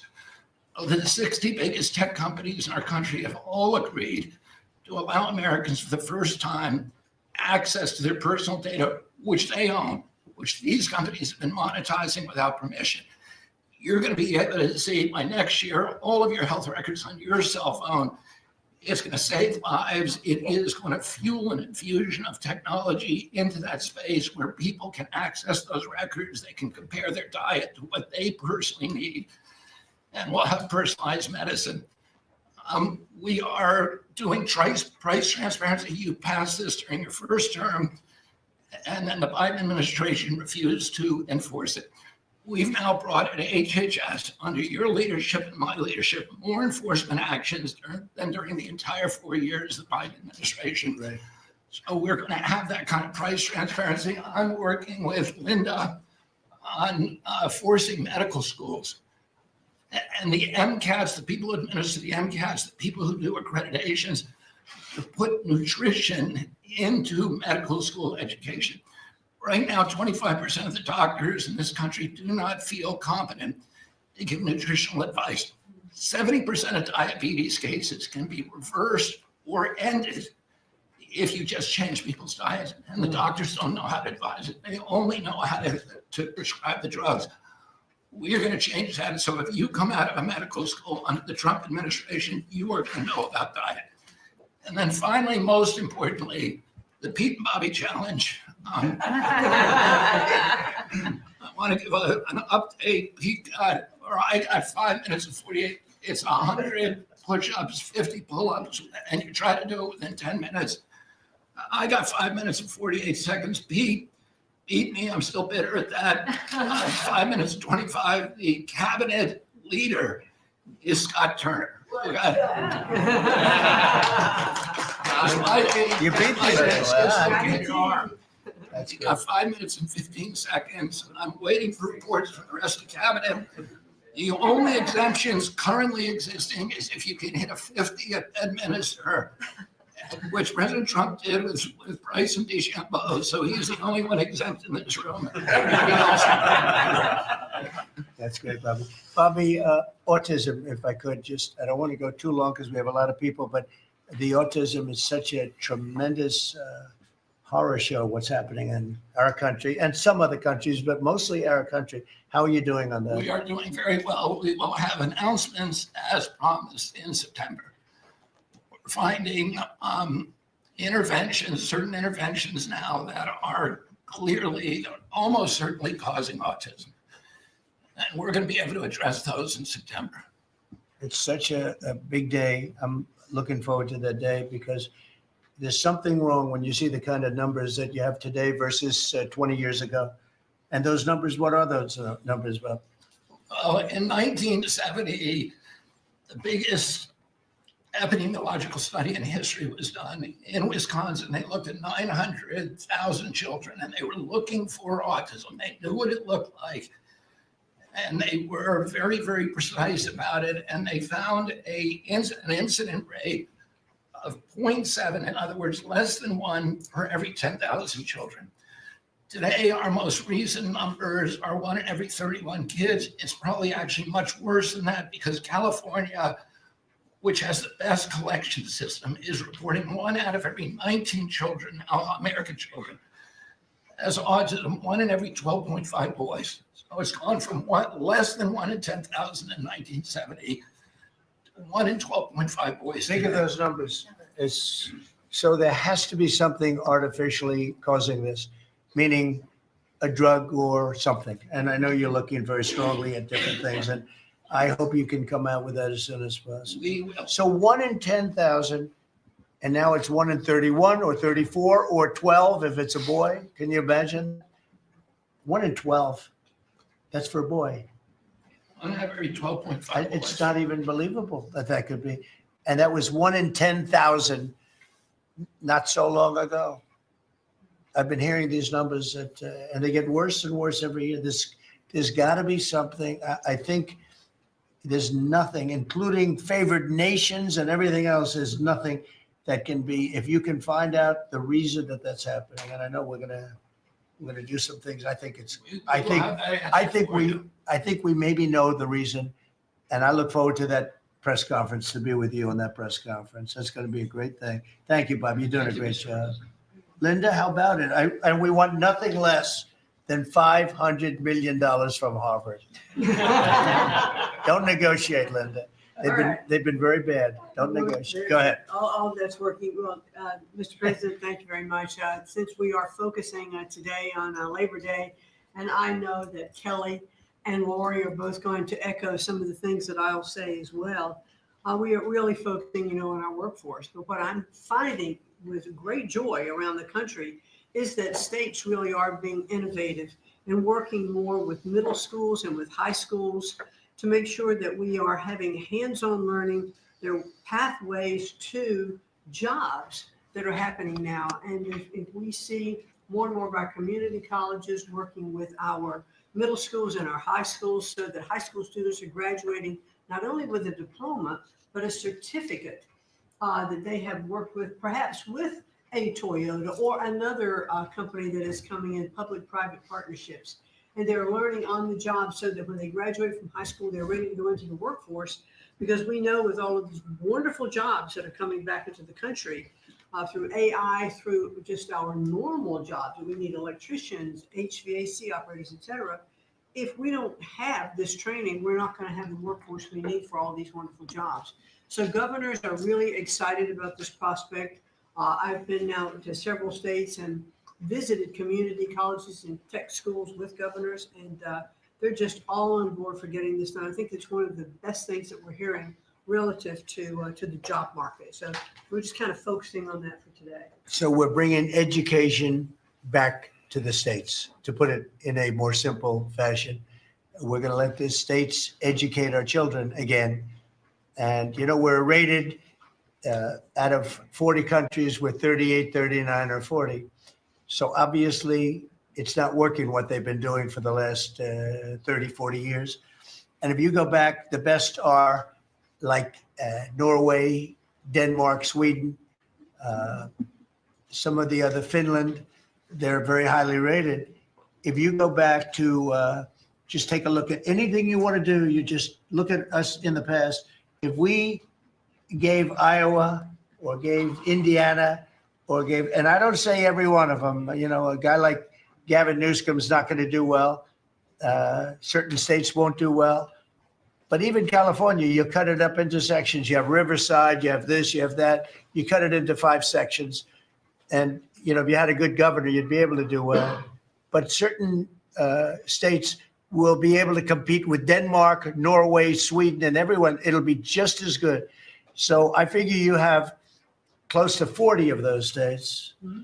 And then you'll have 10, you'll have 5 that won't be very good. You have 5 disasters, and we'll have to work on those disasters. But for the most part, we will have education that will go zooming up in those charts, just like we have in everything else we've done. And I think it's one of the most important things we're doing at this table. So bringing education back to the states where you have the parents running it, where you have the school boards, the local. We have people running from Washington that have never even been to the state that they're in charge of. They've never even been there, and I don't think they care about it. So we want to close up the Washington buildings, sell the buildings off, let somebody else get rich with the real estate, because it'll be a crime-free city. By the way, speaking of that, anybody murders something in the Capitol, capital punishment, capital punishment. If somebody kills somebody in the Capitol, Washington, D.C., we're going to be seeking the death penalty. And that's a very strong preventative. And everybody that's heard it agrees with it. I don't know if we're ready for it in this country, but where you have it, it is, we have no choice. So in D.C. and Washington, states are going to have to make their own decision. But if somebody kills somebody, like you could have been killed, very lucky you didn't get killed, it's the death penalty, okay? Fantastic job you're doing. Thank you, Linda. Very much appreciated. How are you doing with the colleges, by the way? You're doing some pretty good work in terms of getting them to treat people fairly. Well, interestingly enough, since we've been negotiating with some of the Ivy League schools, I have presidents of universities calling every single week. They want to sit down and talk to us about all of the steps that they are taking, because they would like to not come under the same investigative program. And so it is having its desired effect. That's great. So if you fire a shot across the bow, the big guys, people kind of step in line and know you mean business. And we have teeth in these agreements. And I'm proud of the work that we're doing there. Well, they misbehaved. And some of these schools are getting billions and billions of dollars, and they misbehave. So that's it. And So one way or the other, we're going to win that whole thing. It's got to straighten them out. Okay? Thank you. Great job. Lee, please. Mr. President, the Trump EPA has a special Labor Day message to America's workforce, especially our auto workers, our coal miners, our steam fitters, our pipe fitters, and the list goes on. See what a difference a year makes. A year ago, the way that the Environmental Protection Agency was operating, the choice was made to protect the environment.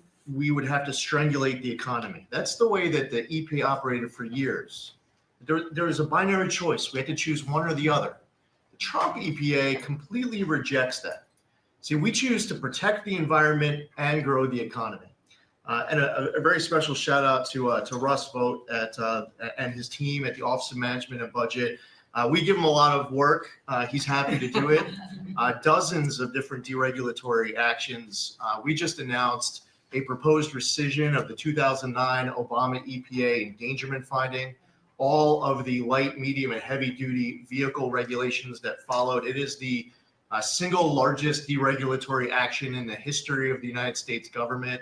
And when you add up the dozens of different actions that we have announced and that we're working through in one agency in 1 year, we'll do more deregulation than entire federal governments have done across all agencies, across entire presidencies.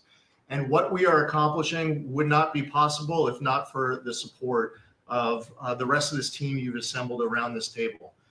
The well-oiled, well-wired machine at the White House, led by Susie Wiles, and the DCOSP, the policy shop, led by Stephen Miller, they have been amazing to work with. I was just in Iowa with Administrator Loeffler, who made an announcement with Secretary Rollins to reverse the deratement on diesel exhaust fluid systems.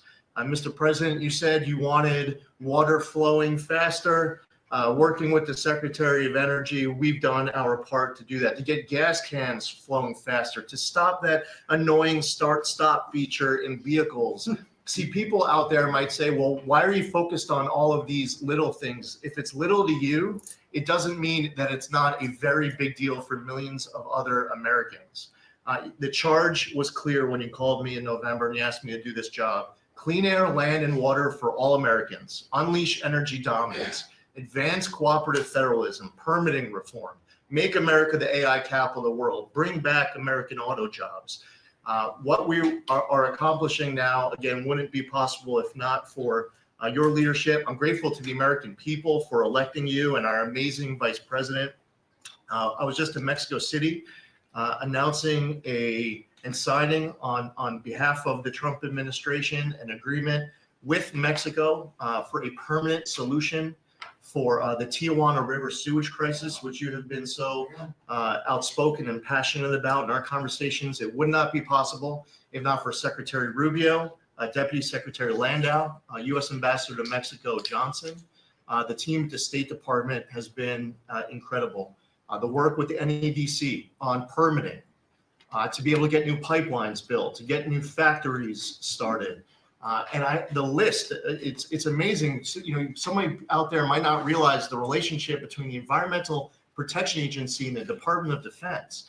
The amount of work with Secretary Hegseth and the Army Corps, from responding to the LA wildfires, to getting more water flowing in California, which is also something that Secretary Burgum is involved with, to helping the farmers, the ranchers and landowners to revise the waters of the United States definition so they don't have to go hire an attorney or a consultant to tell them whether or not a water on their property is subject to federal regulation. Thank you for putting this entire team together. It's an honor to be at the Trump EPA, where we choose to both protect the environment and grow the economy. It's a very happy Labor Day for America's workforce. And Lee, in Los Angeles, if you could, because of the fires, Lee was there. And as you know, we have very strict federal rules having to do with the rebuilding of those houses. And Lee was able to get the approvals done for everybody immediately. It was so fast, nobody could believe it. And the mayor and the governor still haven't gotten their approvals. And they're going to have riots out there for that reason. These are great homeowners. They want to build their house. They can't get approved because you have the mayor, Bass, who has no idea what she's doing, and you have a governor who is just such a bad governor, and the people are unable to build their house. The toughest permit to get was the federal permit by far, and yet he got them all in a short period of time after the fire. How long did it take? Well, Mr. President, you came in, signed an executive order, and told the EPA that we had less than 30 days to complete our hazardous material removal, which the initial response, once all of our heart rates went down a bit, was just to figure out how to get it done. We got it done in just less than 30 days. The Army Corps of Engineers then comes in for the debris removal.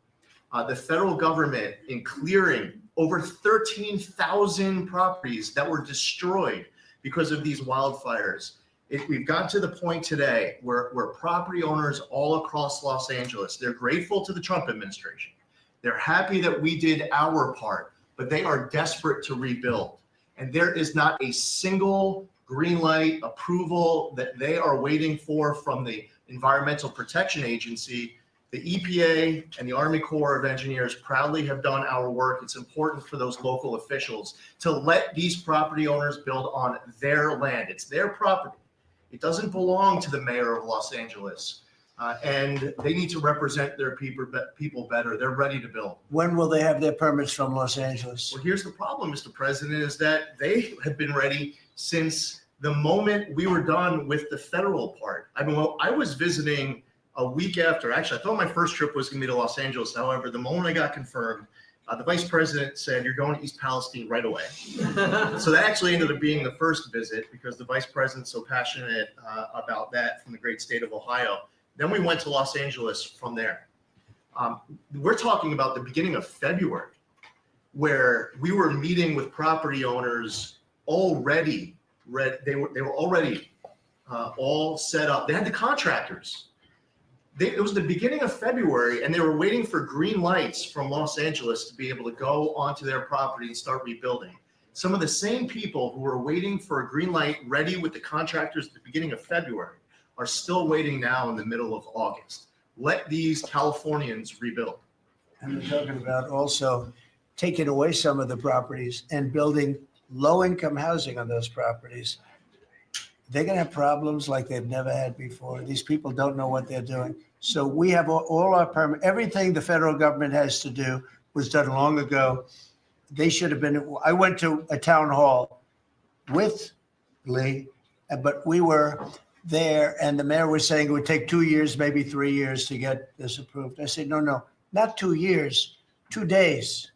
They should have it in 2 days. And I toured the site, and I met 100 homeowners, all standing in front of this site a couple of days after the fire, and they were ready to go right then. They wanted to just build right then.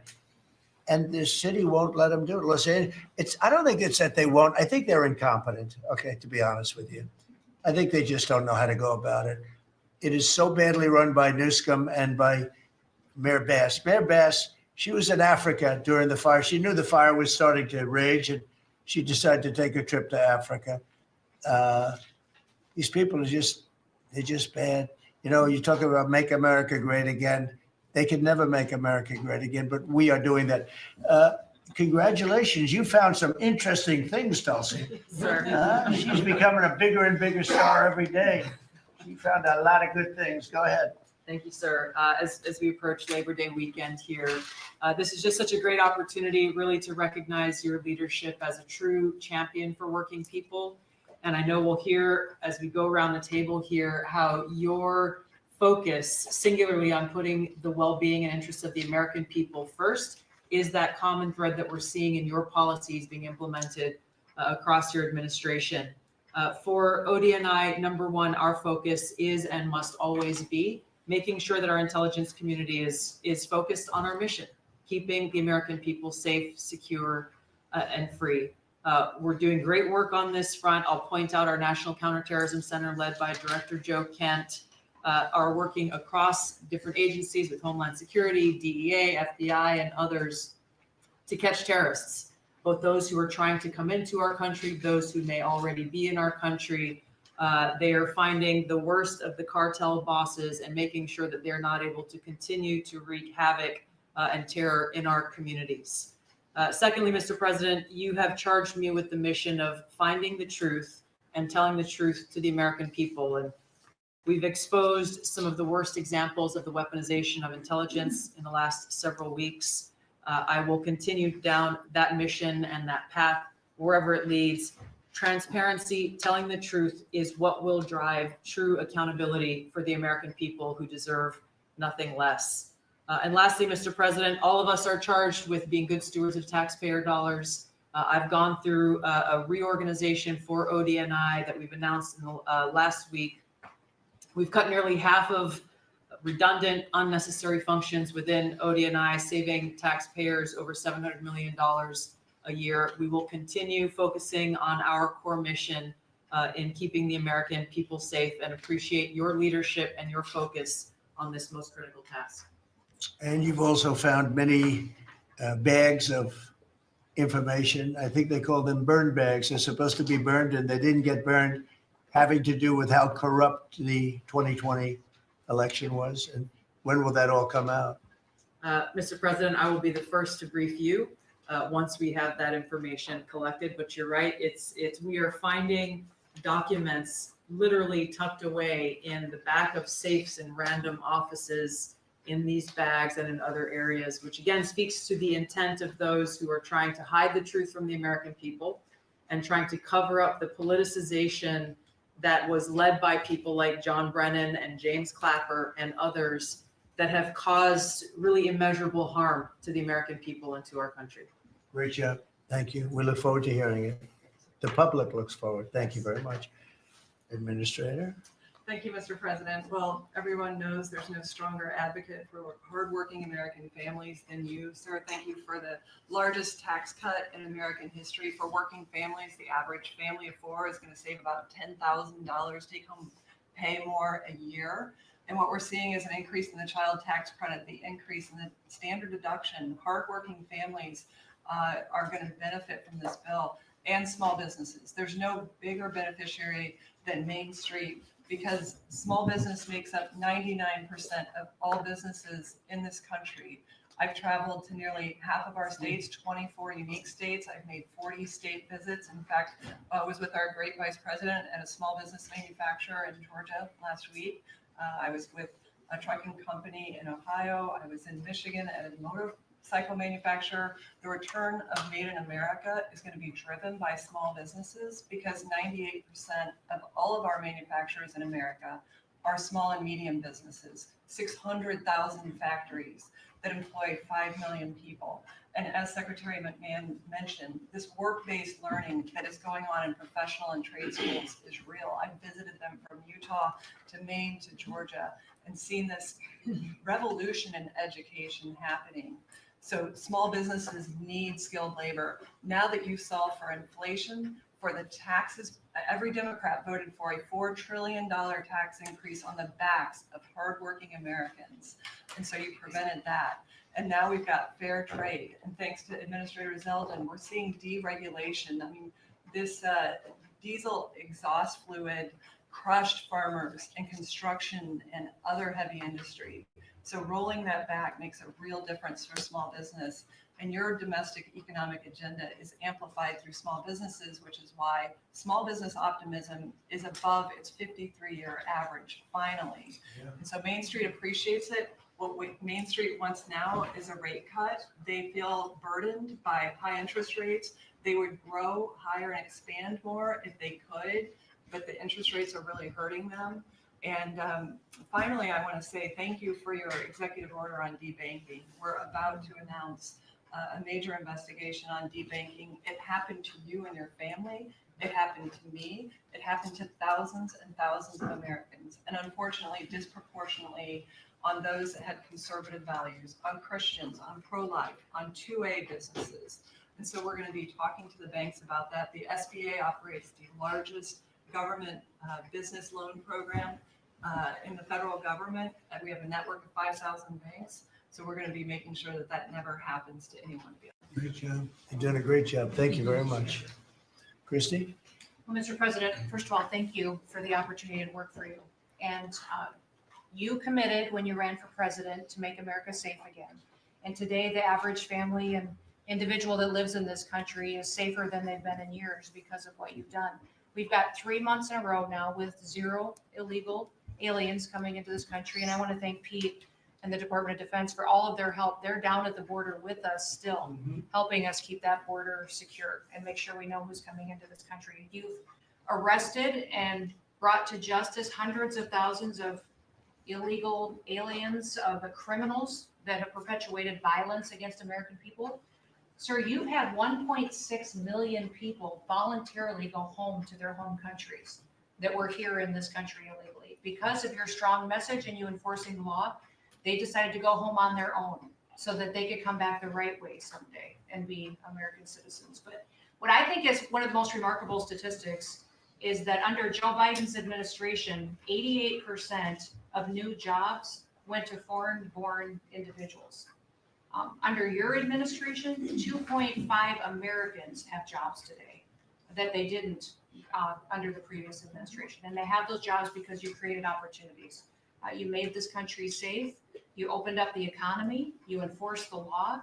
Now people can get up and provide for their families and go to work every day and be confident in that. And the last thing I would say is that it's incredibly important to know that every one of those illegal aliens that has gone home, they were costing us about $8,700 to $9,000 a piece in what they were taking out of our social programs, out of Social Security. You've saved this country billions of dollars, about $15 billion, just in what those illegal aliens were costing us in social programs. I've cut over 450 different contracts at the Department of Homeland Security. We're getting rid of corrupt ones that were not efficient for taxpayers, weren't focused on our mission of keeping us safe. And we've also renegotiated and brought in our biggest vendors that said you have to do better. And we've saved the taxpayers over $13 billion doing that as well. So we're continuing to be accountable to taxpayer dollars, but sort of focused on doing the mission of what you've committed, and that's to keep us safe and to make sure we put Americans first. Well, great job, and great job on the border. We had millions and millions of people coming in. To think 3 months in a row, 0. That's some job. Thank Tom and everybody. And Pete, good job. Not surprised. Thank you very much. Chris, please. Chris. Sorry about that, Mr. President. Mm-hmm.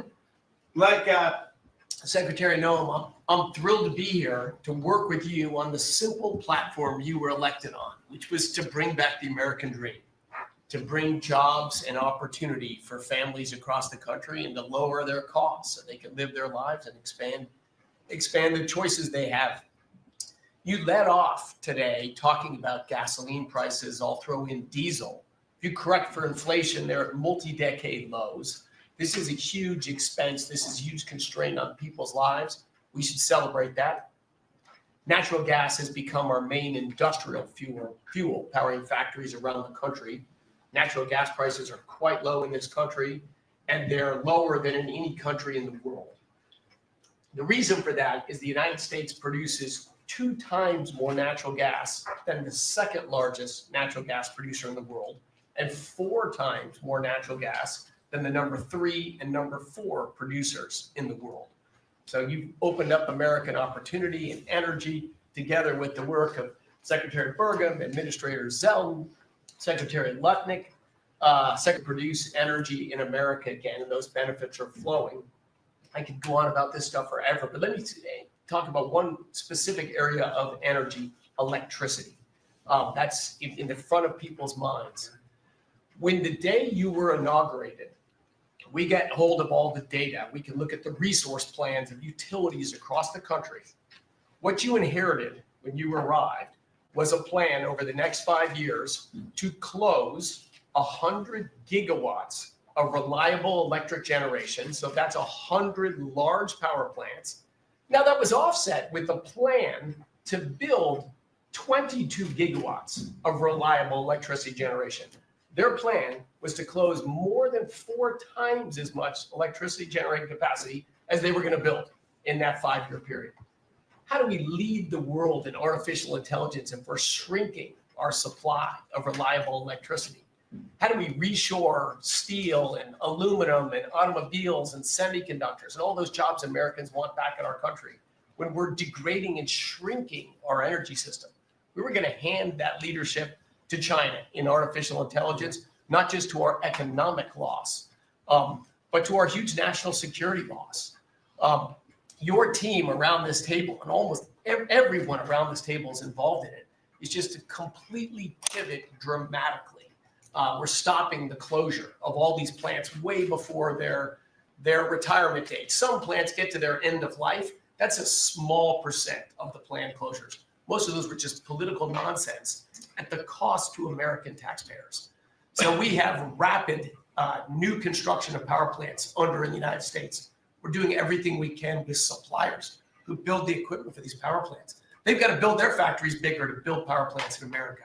People thought those days were past. We weren't going to build big things in America anymore. We're just going to keep sending it over to Asia and overseas and just buy other people's stuff. Totally nuts economically, totally nuts for national security, and of course, crushing for working Americans, particularly Americans that work with their hands. But we are seeing a revitalization of those people, of that optimism. You showed that picture of that plant being built in Arkansas, dozens of those under construction, just in artificial intelligence. But the reshoring of steel, of aluminum, of plastics, of fertilizer, semiconductors, like this, America is the land of opportunity. How did we get to become this awesome nation? Because we believed in the American dream and we leaned in on it. But the wealthy in our country and the coastal elites that live away from where stuff's actually made, they just lost their way, and politicians just let them have it. Your tireless campaign and your relentless messaging made people realize the American dream isn't dead. It's just been smothered, and we're unsmothering it and setting it loose. God bless your efforts. God bless your assembly of this team around this table for bringing the American dream back. Thank you, Chris, very much. Great job you're doing. Appreciate it. Lori, please. Mr. President, everybody here who spoke works at the Department of Labor, clearly, which I love. They have all the correct talking points, but I think that's a testament again that we are all working together every single day. We talk to each other often, and the workforce, the skilled workforce, the education factor, retirees, it's been so important because they all touch the Department of Labor, and I have the opportunity to work with every single one. If you all haven't stopped by the Department of Labor, Mr. President, I invite you to see your big, beautiful face on a banner in front of the Department of Labor, because you are really the transformational president of the American worker, along with the American flag and President Roosevelt, because we're bringing business and labor together. And I was so honored to unveil that yesterday, and everybody is taking note of that. You also mentioned crime, and I think it's been important for my colleagues to recognize that now American workers can return to work and feel safe, that business owners aren't shutting down their businesses because they're afraid they can't protect their workers, and now it's open for business again, and it's starting right here in our nation's capital. Many things have been mentioned about consumer confidence up, unemployment is holding steady, and more than 2 million net jobs for native-born Americans has been key under your leadership. 84% of the workforce and jobs has been produced by the private sector. I think that was the mission of this administration and the Department of Labor. And I will continue to say for a little bit longer, until I heard you today, the one big beautiful bill, because it equals one big beautiful workforce. And Congress passed this legislation. It probably will be the single most important bill that they did sign, because it is protecting our American workforce by expanding Pell Grants and childcare and reduction in taxes, so they can keep more of their hard-earned dollars. I am at the Department of Labor announcing $30 million in grants for our skilled workforce, that I have an MOU with Secretary McMahon. I have an MOU with Administrator Loeffler. That's important to share the data points on how important this is. In June, we awarded nearly $84 million in grants for the capacity of what? Registered apprenticeships, an executive order to have 1 million active apprentices across this nation, where we've already registered 185,000 since in the last few months.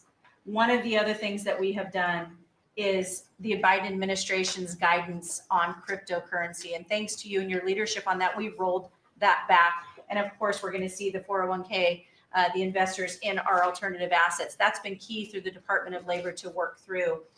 Partnering with our agencies, again, as I mentioned before, is important as we work together. I have visited, I'll be 31 states on my 50-state tour by the end of this month. I'm headed with Secretary Duffy, with the South Korean President Lee today, as we move through the shipbuilding. We will do that in Philly, and then I'm off to New England to talk to those states about how important the apprenticeship program is. But while I visited Hexel in Salt Lake City, 100% domestic carbon fiber for the Department of Defense as they produce. They are announcing another $1 billion investment per your executive order on advanced manufacturing. So it is working. Everything that you have been saying since you were elected and since we all can put into play has been working. Ohio, McDonald's is investing 375,000 new jobs. The shrimpers I visited as well, and they need our help in protecting that industry for our American fishermen and shrimpers. In Minnesota, I toured Cambria. When we're talking about quartz countertops, all made in America. And again, in Oregon, where we are expecting a crackdown. Thank you for what you are doing with your agents on ICE, and thank you for the prosecution that I hope you will come to Portland, Oregon and crack down. But while there are still good people, I was able to visit Buckeye Pacific, really a trading floor for the timber industry. So we still want to focus on great, hardworking American businesses. Mr. President, I couldn't be more excited to ring in Labor Day in Erie, Pennsylvania for the Labor Day Parade. I will be there to welcome it. It is an honor to serve this country. It is an honor to serve under your administration as the Labor Secretary, and we will kick off, and Republicans will own Labor Day again, not Democrats. We will own it because we are, and you are the president of the American worker. So thank you for everything that you've done. Thank you very much, Lori. Absolutely. You're doing a fantastic job, and I will tell you that Lori was recommended by the Teamsters. And I said, that doesn't really work, does it? And it turned out to be one of our best choices. So I just want to thank you and Sean, who, as you know, recommended you very strongly. You really turned out to be a gem. I Thank was you. able to talk to the president on the phone the other day. He called and we visited, and he said, but I know that you were, you know, a little bit middle of the road and not so sure. I said, Mr. President, I have been a Republican. He's like, what? Wait, what? Now I like you even more. So, You're doing a I great job. appreciate it. Thank you, Lori. Thank you. Thank you. Pam? President, I'm working with everyone around this table almost daily on legal issues that we're winning on.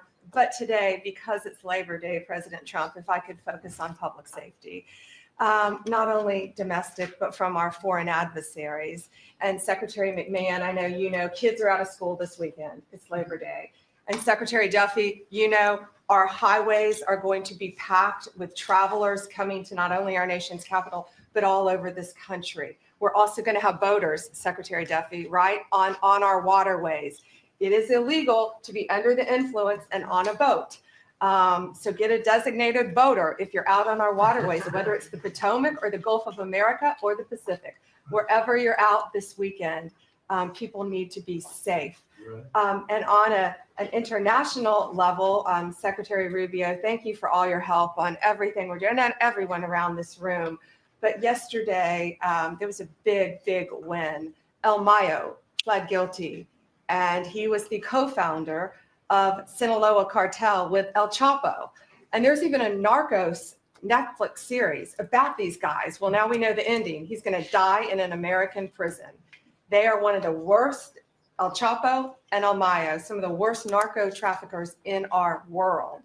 And he will spend life in prison now. And that's so important because those guys and others throughout this country, throughout this world, have brought into our country drugs, cocaine, heroin, fentanyl, methamphetamines that's killing our kids. And we have to stop that. And that's what you've been doing, not only in DC, but around the country at your leadership. And over the weekend, parents need to know, with kids out of school, with people out on our highways and on our waters, do not take a pill from anyone you know, don't know. Do not buy anything on the street. It could be laced with something toxic. We've seen so many fentanyl overdoses. And when you were here in DC, we showed you pictures of some of the drugs that had been seized right here in DC. President, they were packaged for children, and people are dying from these around our country. So thank you, President Trump, for your leadership and for letting Americans know that it's now a safe place to go. But parents also have to know, college kids have to know to be vigilant and not take this trash, because you could be thinking you're taking a Xanax, an Adderall, anything, and it could be laced with something very lethal. So thank you, President Great Trump. message. Thank And you, you've been President. fantastic this last 12 days in DC. The job you and your whole group has done is, All of us. everyone's talking about it all over the world. I hate to have to talk about that, but we have to. It's becoming a very safe place again. And the work, I've seen how hard you worked from the beginning, in all fairness, but this focus on DC is so important for the country. So great job. And to everybody. And President, it's a team around. We're all working hand in hand, side by side, all of our agencies together to make America safe and DC safe. And Iris, congratulations on your baby. And I'm so glad that you're safe now. Thank you. Thank you, Pam, very much. Mr. VP, would you like to say something? Yes, sir. I'll be brief, but I want to congratulate you and the entire team on all the things that have been accomplished. You'll hear about a lot of it. You've already heard some of it, but I thought it'd be helpful, Mr. President, just to take stock, not just of what we've accomplished, what we will accomplish, but of the mess that we inherited, because I think it makes this first Labor Day a bigger and more special occasion. You heard, I think, Christy talk about this, that all of the net job growth under the Biden administration had gone to the foreign born. Now that net job growth is going to American citizens who deserve opportunity in their own country. That's a great accomplishment. You'll hear, I'm sure, Scott talk about the success with tariffs. People forget that we inherited the largest peacetime deficit in the history of the United States of America. And now, because the president is not letting foreign countries take advantage of us, we're collecting hundreds of billions of dollars, trillions of dollars over 10 years in tariffs from countries and companies that were formerly taking advantage of the American people.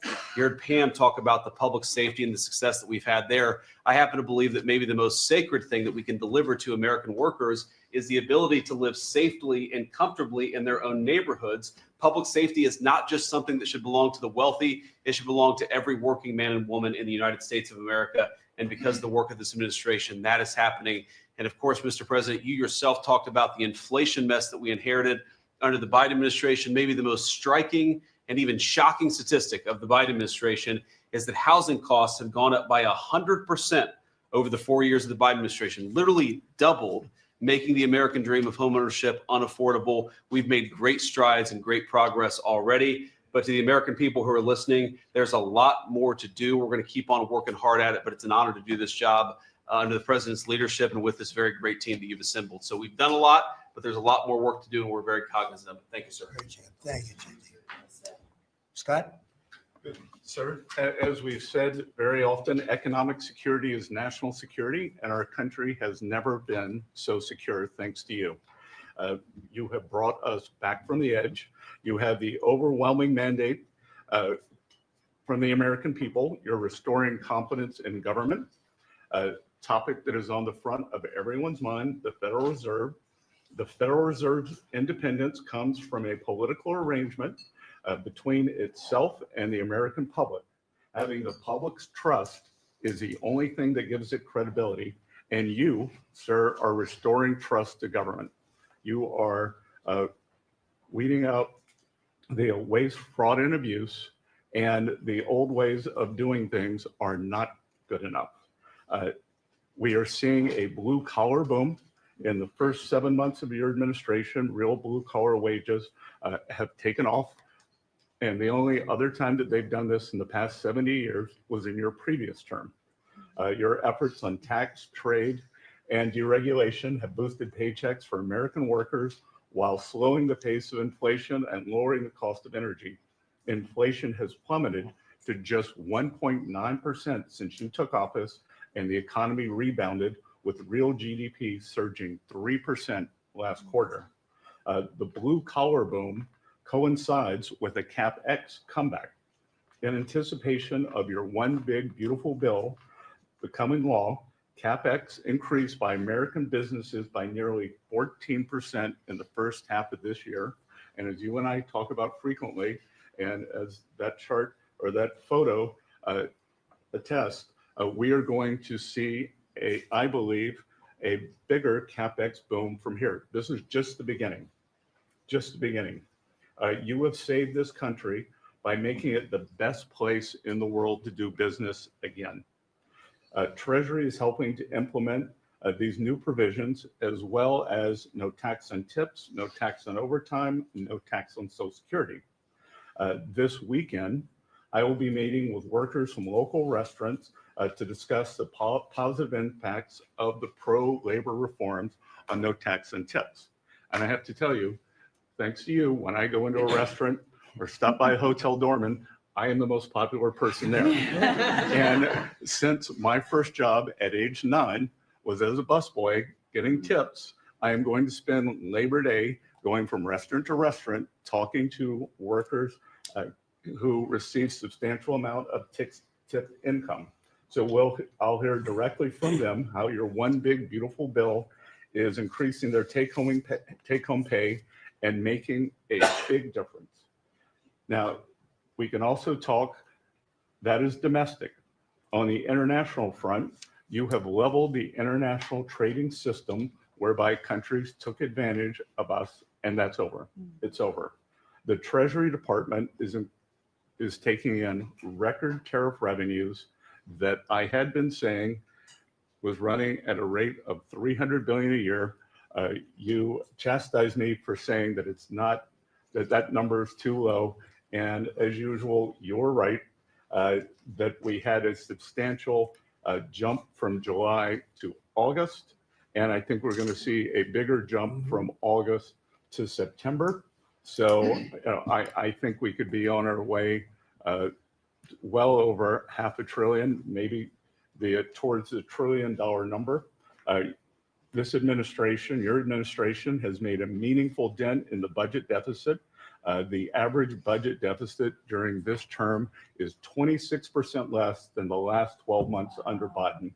And even the CBO, and we don't agree with CBO on everything, as you said, last Friday, on a summer Friday, had to admit that they believe over the next 10 years, the budget deficit will be $4 trillion lower than they had previously scored. $4 trillion, 3.3 trillion of tariff income, 700 billion of lower interest costs. And I would expect that that number could go up from here. So, Mr. President, your return to the White House marked the return of the American worker. Thank you for reclaiming Labor Day for the American people. You're growing the economy for everyone, especially the middle and lower income households who suffered disproportionately under the last administration. And it's an honor to do this under your leadership. Great job. You're doing great. Thank you very much, Scott. Brooke? Sir, I dropped my second son off at college last week. And I wasn't planning to say this, but just listening to everybody, I want to put a little bit of a personal touch on this work. He started his freshman year yesterday at Texas A&M, for all my SEC friends in the room. Thank you for saving college football, by the way. We're all very grateful. The country just feels different. It just feels different. There's such a optimism and a love. There's a faith movement going through, especially with our younger Americans. And for those of us with kids in college, I know we feel it. And I experienced it firsthand last week, moving him and my other older son in as well. As we move toward Labor Day, you have made a lot of dreams come true for a lot of people, but one of my longtime dreams was for the right to recapture Labor Day. And I've been talking about this for almost 20 years and writing about it, that why are we ceding the day that we are celebrating the American worker to the Democrats? Because this is our day. Perhaps of any day of the entire year, this is our day. America was founded and fought for by fishermen and farmers and workmen and et cetera. The Genesis, the first book of the Bible, talks about the righteousness of work and the art of creation. And so to be part of this effort to represent the farmers, the ranchers, the agriculture industry at this moment in time, which I do believe we're in a revolution. 1776 was the first one, 1863 or so with Abraham Lincoln was the second. This is the third, with Donald Trump leading the way, and we are saving America. And the idea that we are putting the worker, the very central component of the American dream, at the center of it, is the reason that it is so. So at USDA, it continues to be my greatest honor to fight for the original American worker, whom I think the farmer is and what they represent.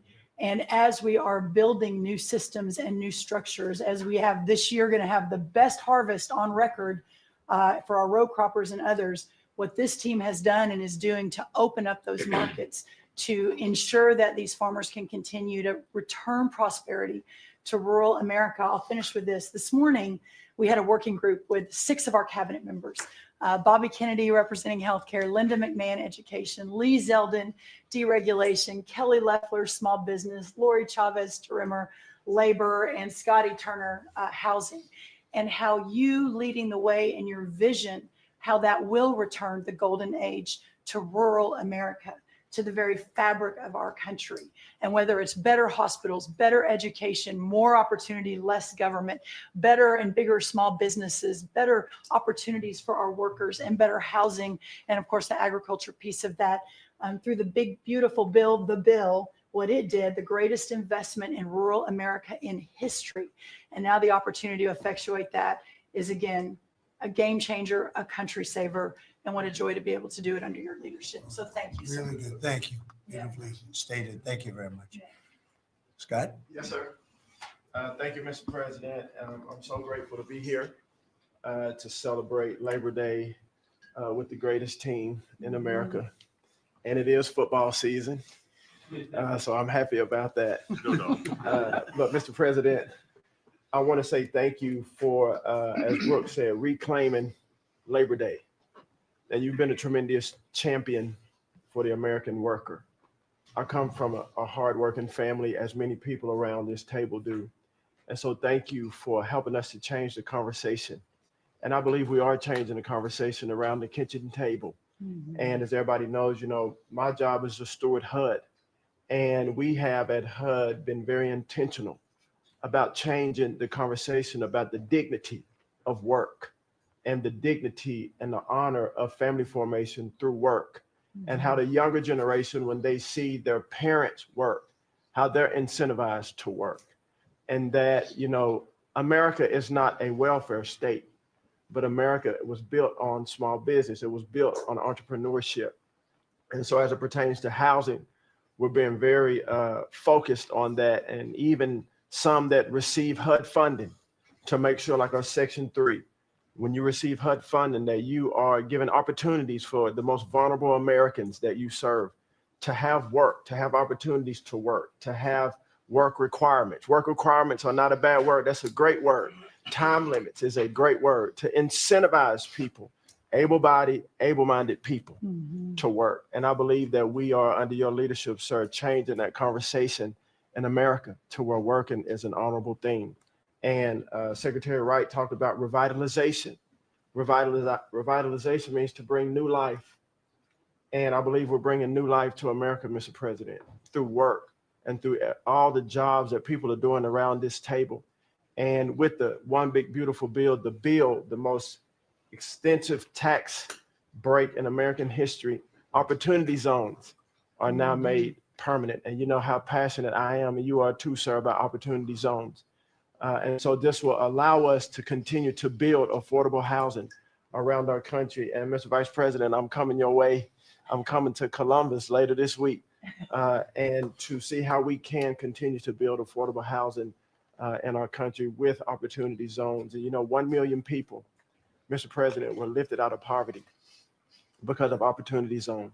$90 billion of private money was invested in opportunity zones, urban, tribal, and rural. And now that they've been made permanent, we're looking for millions more to be lifted out of poverty, $100 billion to be invested, hundreds of thousands of jobs to be created, hundreds of thousands of units of housing to come online. And so, sir, I sit here very excited about the future of this country. I'm very proud to be at this table, humbled to do so. And HUD, we're on a good path.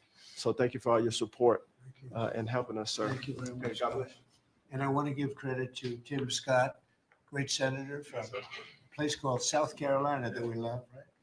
And Tim really came up with opportunity zones, and we did a good job of working with him, and together we created something that nobody speaks of very much, but it's probably the most successful thing that's ever been done of its kind. It's been amazing. So Tim Scott deserves a lot of credit for that. Thank you.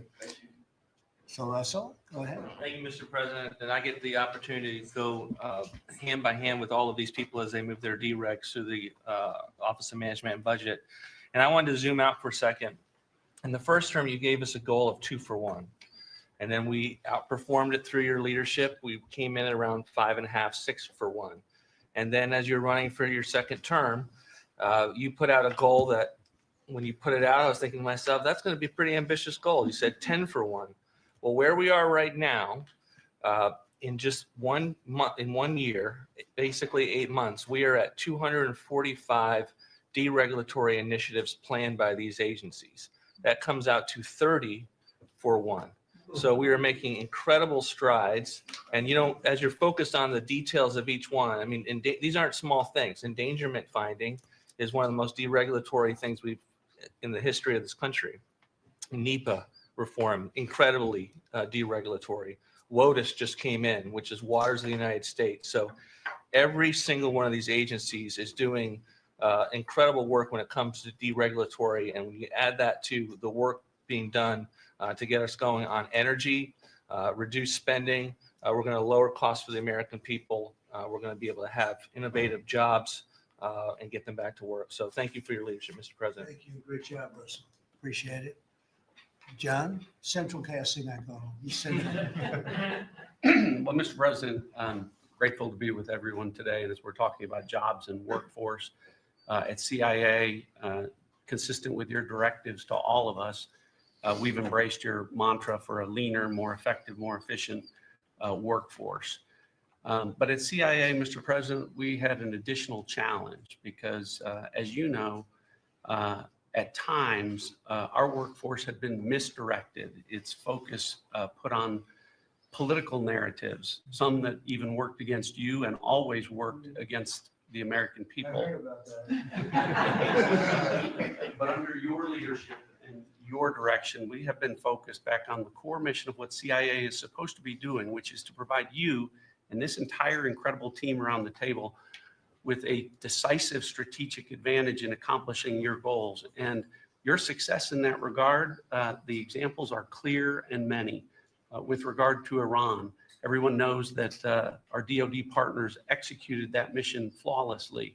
But flawless military operations are subject to flawless intelligence. And as you know, Mr. President, CIA was the backbone in terms of its intelligence operations in providing that flawless execution that allowed you and your team to obliterate Iranian nuclear facilities and set back a nuclear program by years. Likewise, with regard to your ability to prevent and to preempt wars between India and Pakistan, between Armenia and Azerbaijan, between Rwanda and the Democratic Republic of Congo. In all those cases, CIA intelligence supported you and your entire team in making that possible. It's not just you, it's folks around this table, Secretary Besson, Secretary Lucknick, Trade Representative Greer, and their great successful negotiations on trade and tariffs. Again, was a CIA workforce to enable them to accomplish your goals. So as we roll into Labor Day, I tell you that the CIA workforce at the Trump CIA is grateful to be focused on what it's supposed to be, which is helping you prevent and end wars and to make America safer. Thank you very much. You've been really fantastic, but I'm not surprised. I've known John a long time. I'm not surprised at all. Thank you very much. Steve, please. Mr. President, working for this government, for you, is the greatest honor of my life. I tell it to everybody, and I really do feel that way, and I thank you, because it's a privilege to go out there and represent you in your humanitarian effort, in your goals of solving conflicts all over the world. I think there were actually more than 7 conflicts that you put to bed in the last 8 months. And I hear these, I travel all over the world. In Hostage Square, they talk about you reverentially. It's really quite amazing. I sometimes wish that I had a cam recorder with me and I could put you right there as I listen to it. I was in Gaza, the first American diplomat, on your behalf, and as we delivered food and aid pursuant to your new aid initiative, pushed forth by your great Secretary of State, Marco Rubio, who it is a privilege for me to work alongside. The people were applauding you. The signs were up. I mean, these are people who I just don't think you get the proper credit for it all. We are negotiating multiple entries into the Abraham Peace Accords because of your vision. Azerbaijan, all these different conflicts that we're out there on your behalf on, these are people who have never really seen the world change in this way. Peace through strength really, really works. Russia, Ukraine, Iran, Israel, Hamas, we're having meetings all this week on all three of those conflicts, and we hope to settle them before the end of this year. Your team is nothing short of incredible. And there's only one thing I wish for, that noble committee finally gets its act together and realizes that you are the single finest candidate since the Nobel Peace, this Nobel Award talked about, to receive that reward. Beyond your success is game changing out in the world today. And I hope everybody one day wakes up and realizes that.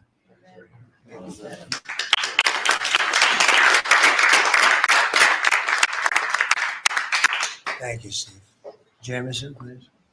Mr. President, I like to think of Labor Day as the Trump trade policy day, because everyone around this table and everyone listening knows that one of the major reasons why American workers and organized labor voted for you is because of your trade policy and the policies you've had and advocated for 40 years or more. You have reset global trade policy in the past few months, and it shows that it's been working for American workers. When you look at President Biden, in the last quarter of 2024, median weekly earnings fell 2.1%. In the first quarter of your term, they went up 3.3%. And that's why we're doing the trade policy we're doing. It's to help the workers of the United States of America. And they're the best in the world, but they can't do it without a level playing field. And you have flipped the script.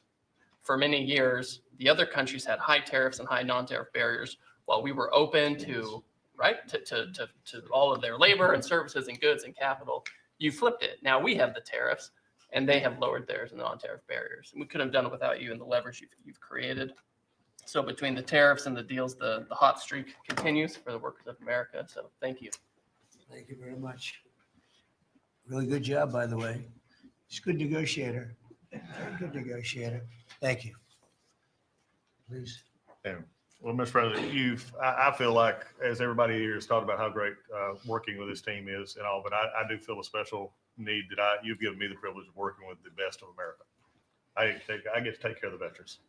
I get to take care of the veterans who Labor Day really finds its roots in, if you think about it.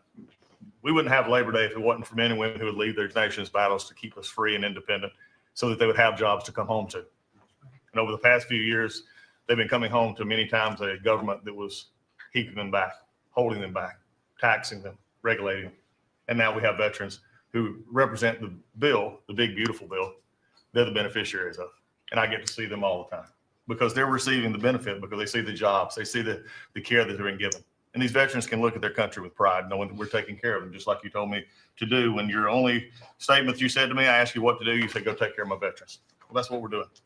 One of the other things we're doing right now is, for many of you, I love to hear how you're deregulating everything, and I've worked from Congress and worked with many of you before.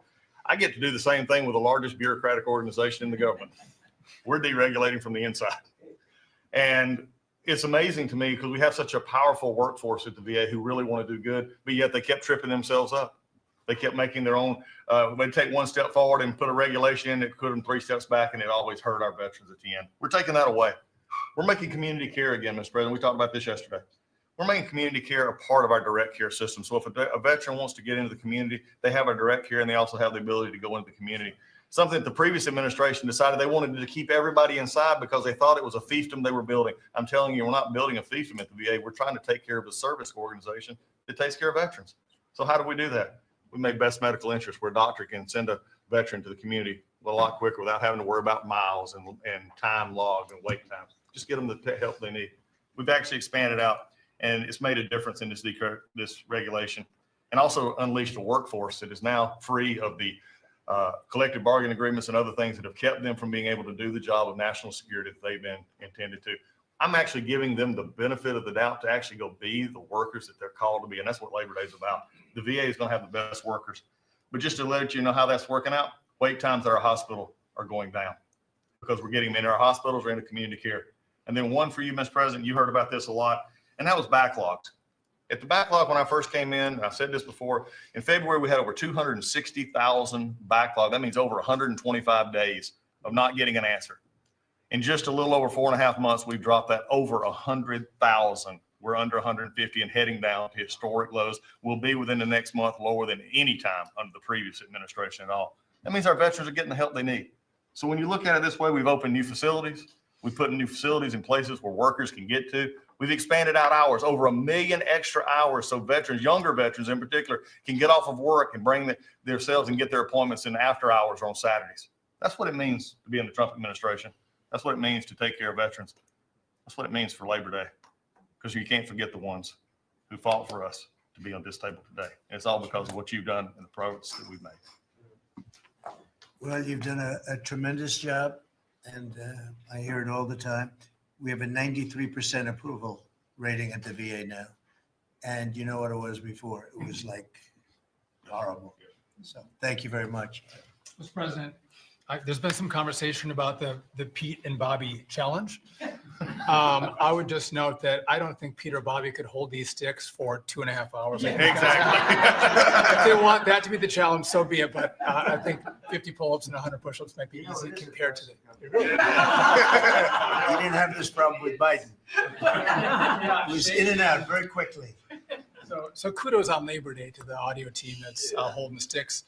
But Mr. President, it's pretty great to celebrate Labor Day with a builder who loves labor, who loves the men and women who built this country, the people that sweat, that have great skills, they have grit. They do the dirty jobs of America that have made this country great, and you know them very well because you have worked with them. The great Trump projects have come from the very men and women we're going into this weekend to celebrate. We all want to claim Labor Day in our departments, but I'm going to claim this at DOT because, you know, roads, bridges, pipelines, shipbuilding, rail, passenger, and freight all fall under the great men and women who wear boots and make this country wonderful.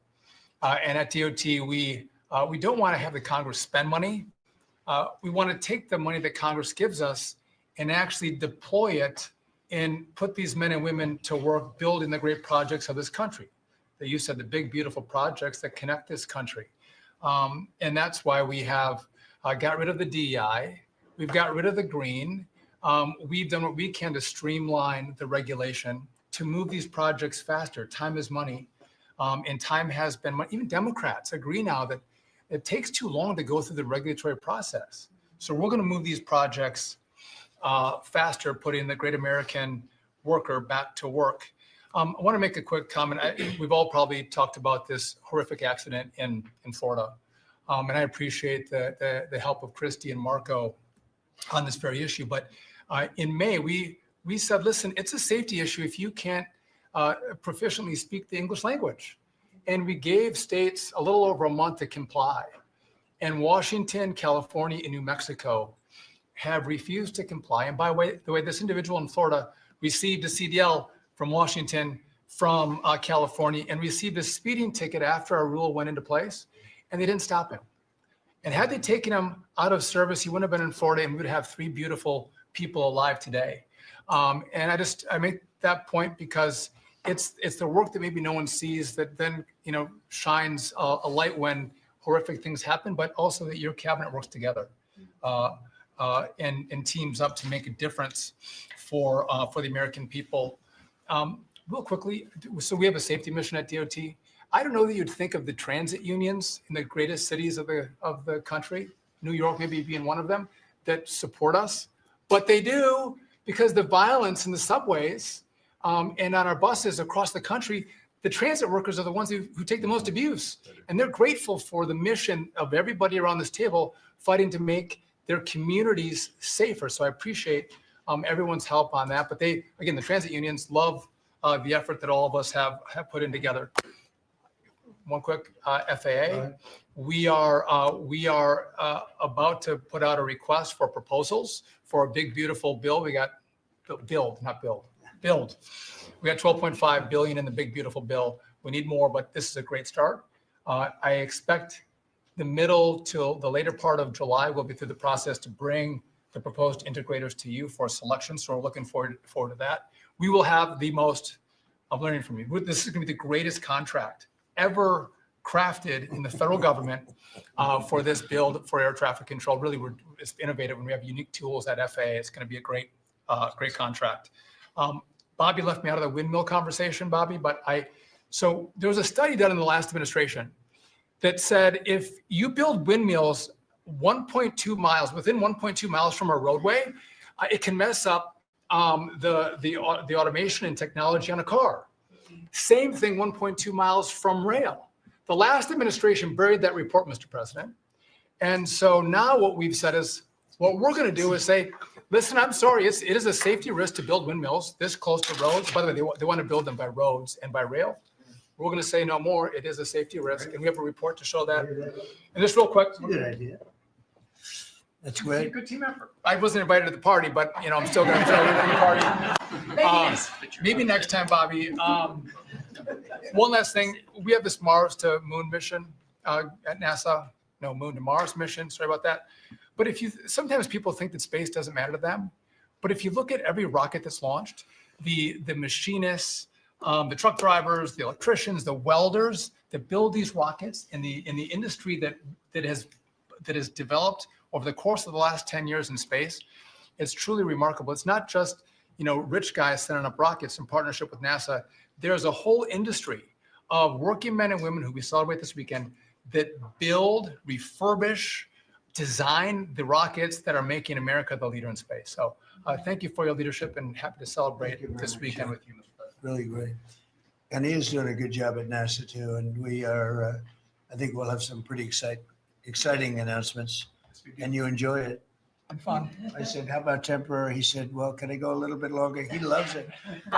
He loves it. And he's doing a really good job. Thank you very much. Appreciate it. Howard, please. So making America great again is one of the key statements, and people don't always understand what you mean. So we always talk about 1870 to 1913, but in the mid 1980s, America owned more of the rest of the world than they owned of us.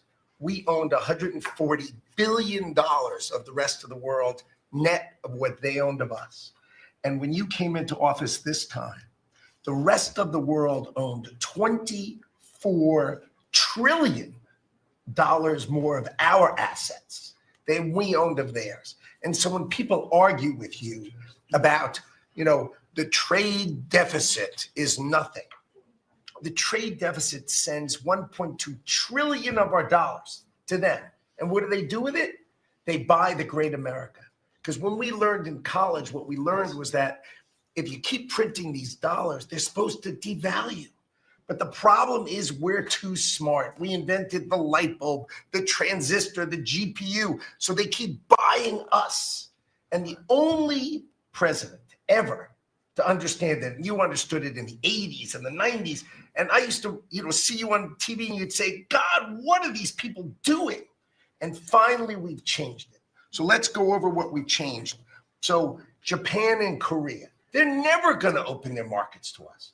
So we've negotiated $900 billion that they're giving you to invest in national and economic security in America. The European Union, the second largest economy, $20 trillion. And all the experts said you'd never get a deal done with them. And watching you in Scotland was my favorite thing, right? 15%, they'll pay us 15%, and we will pay zero. So we can export to their $20 trillion economy, and they can pay to come to the great American consumer, right? So a couple of other things. 4 days before you took office, 4 days before you took office, the Commerce Department, which had the CHIPS money, they set up this thing called NatCast, which was a make-believe not-for-profit. And they signed contracts to wire them $7.4 billion. This was just nonsense. So we stopped the payment. We've got the money. It's an illegal thing to try to set up a department that's not the Department of Commerce, that kind of acts like the Department of Commerce. And what was it filled with? All these people who work for the Biden administration. I mean, it's exact corruption that you talk about. $7.4 billion now clawed back. Last week was the most fun. In 1 week, Intel came in, right? The Biden administration had given $11 billion to Intel, given it to them, done. Corporate just gift. And you turn that into really, you know, it was like less than 5 minutes of conversation. And Intel agreed to give us 10% of their company, which of course was worth $11 billion. So it's not socialism. This is capitalism. If you give someone $11 billion, who's just building in America, they're not doing something special. They're building in America. And their CEO told the president he didn't need the grant. And you said, well, then why don't we get something for it? So it's amazing. You're going to watch semiconductors come home, right? We don't produce semiconductors. We've got 165 billion for TSMC, but you're going to watch the whole ecosystem come home because Donald Trump is the only president who understands the magnet to make them come home is one word, which used to be a favorite word. Now it's dropped to number 4, which is tariffs, right? Tariffs are going to bring semiconductors home. They are going to empower Bobby to execute MFN. Tariffs are going to be one of those tools that he's going to use to do that. We're going to do it for furniture. We're getting autos. We got steel, aluminum. I mean, it has been a blast, a blast. So 2 more things. The Department of Commerce is going to start issuing its statistics on the blockchain because you are the crypto president, and we are going to put out GDP on the blockchain so people can use the blockchain for data distribution, and then we're going to make that available to the entire government so all of you can do it. We're just ironing out all the details so we can do it. Patents. We have given tens, if not hundreds of billions of dollars to universities for them to do research, and they invent things. And you know who owns those patents? The universities. So we are going to make a deal with them all, which is if we give them the money, don't you think it's fair that the United States of America and the taxpayers who funded it get a piece of that, right? So we wrote a letter to Harvard. So Linda and I working together. I mean, it's so much fun to work with everybody here. I mean, we just have a blast, you know, because Linda's hitting Harvard and she says, what can we do? And now we send them a patent letter and we'll hit them again. So we're having fun together. This is the greatest cabinet working for the greatest president. And I just want to say thank you. I'm having the time of my life working for you, Mr. President. Thank you. That was very well stated, wasn't it? Things people don't think of too much. Thank you very much. Great job. Pete? Sure. Well, amen to what Howard said. And I would just say, heading into Labor Day from the American military, sir, we happen to be the largest employer in America. We like to think we have a different form of employees who need to be the toughest and the strongest and the most well-trained and the most lethal. And under the previous administration, and for decades, frankly, it was social justice, it was political correctness, it was divisive ideologies seeping into the ranks and changing how well we do our job. No more. Now it is only merit-based, gender-neutral, colorblind, the best of the best from the top to the bottom. That's our expectation.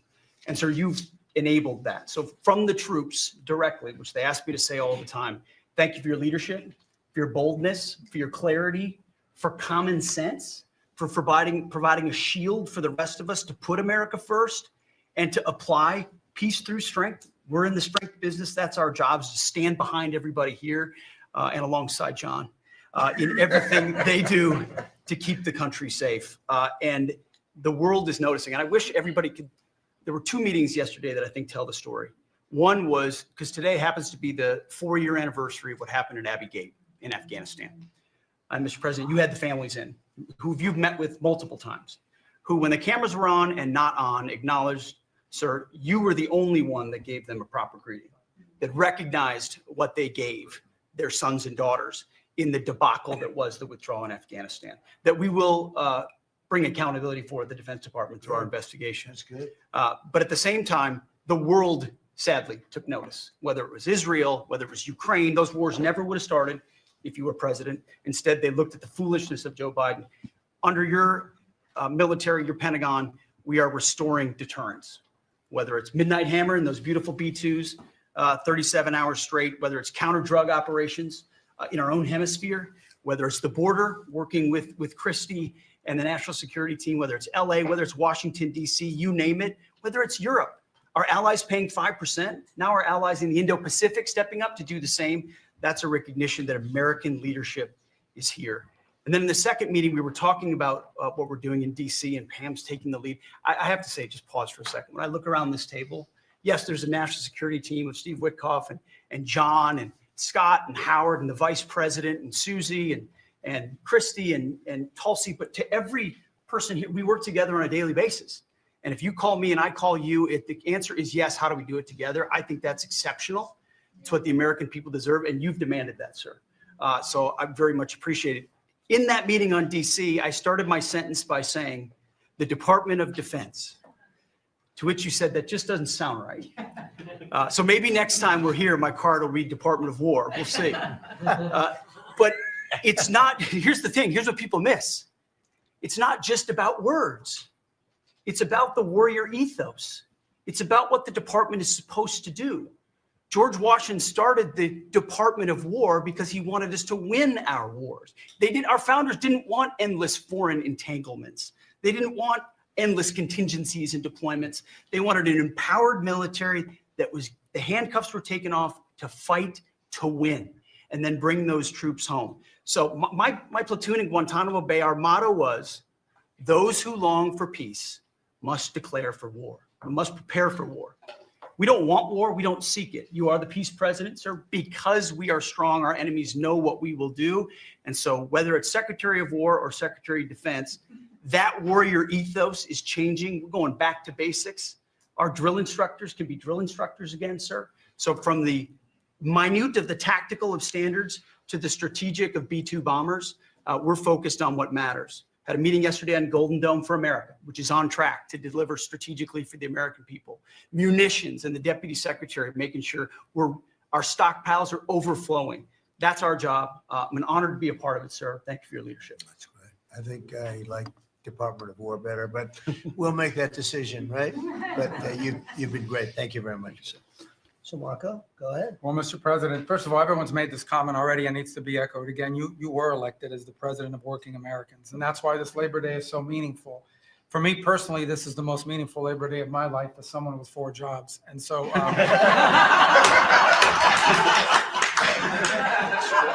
it's true. And, but on the point of, you made it very clear from the outset, even in foreign policy, everything we did has to be pro-American. It has to make America stronger, or safer, or more prosperous. And there's just a few things I want to touch to because it involves your team under your leadership making it happen. The first is, for the first time in the modern era, we are truly on offense against organized cartels that are pumping poison, killer poison, into our cities. And that's a team effort. It's Christie's team, it's Pete's team, it's Pam's team, and obviously it's under your leadership. And by the way, we're getting incredible economic international cooperation. Countries just in the last week, Ecuador, Paraguay, Guyana, Trinidad, today Argentina, all joining us or trying to be helpful in advancing this.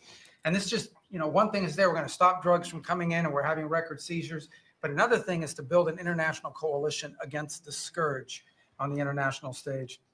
The second is mass migration, illegal mass migration, which is dangerous for the country but harmful for American workers.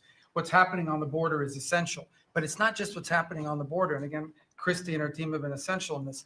We have countries all over the world that are actually helping us, whether it's through safe third country agreements, whether through it's stopping the migration flow from coming here in the first place, incredible international cooperation.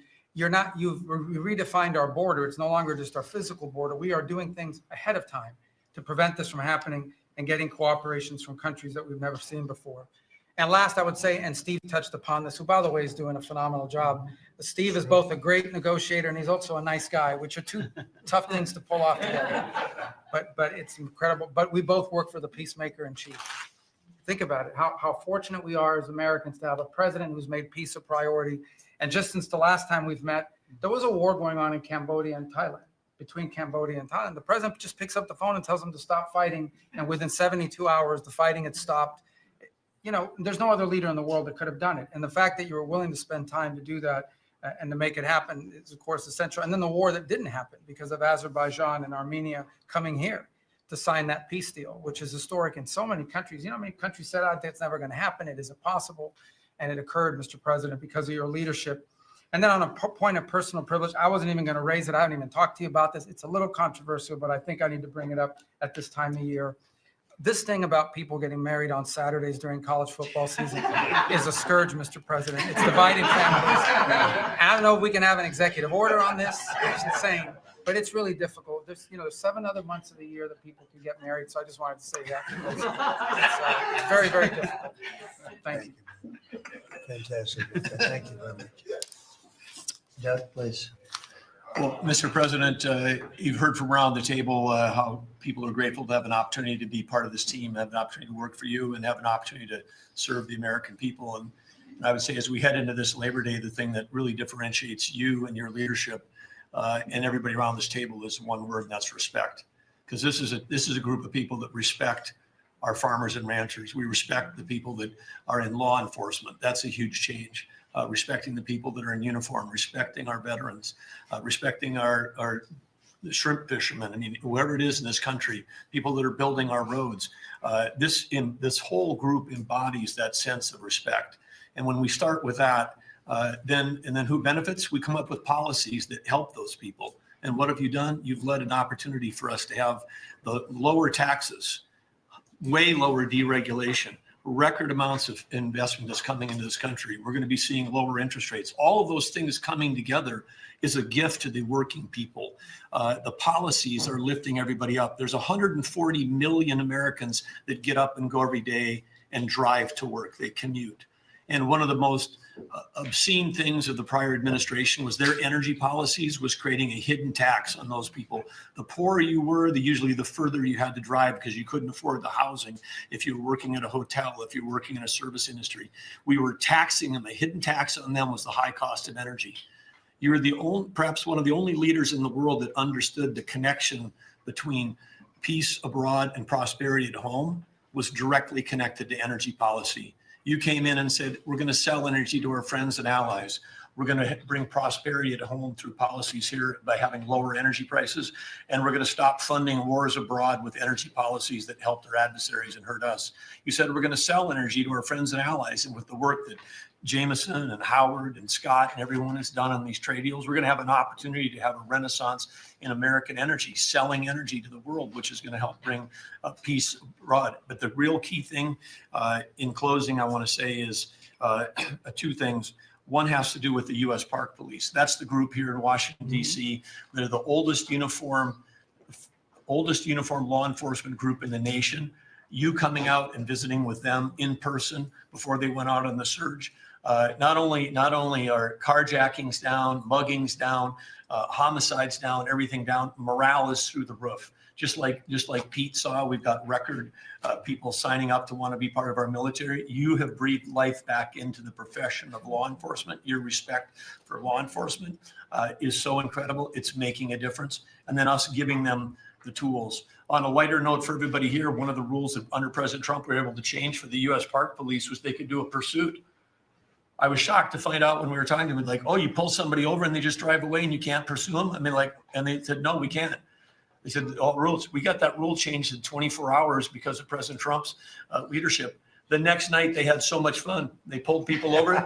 They started to take off. They chased them. They stopped them. And then the bad guys, some of these were in cars that had stolen plates. So they take the plate off. They steal them off somebody else's car. They know that the plate doesn't match. They know they're doing this thing. The bad guys in the car said, You're not supposed to chase us. Like you're breaking the rules. The bad guys are telling us to bring them. No, we're back in action. So it's like, and so the morale is high. They all wanted to say thank you to you. Yesterday, you announced increasing the number of U.S. Park Police that we're going to hire. This is the group that protects not only our sacred monuments of democracy here, but also the Statue of Liberty and the Golden Gate. This is a great group.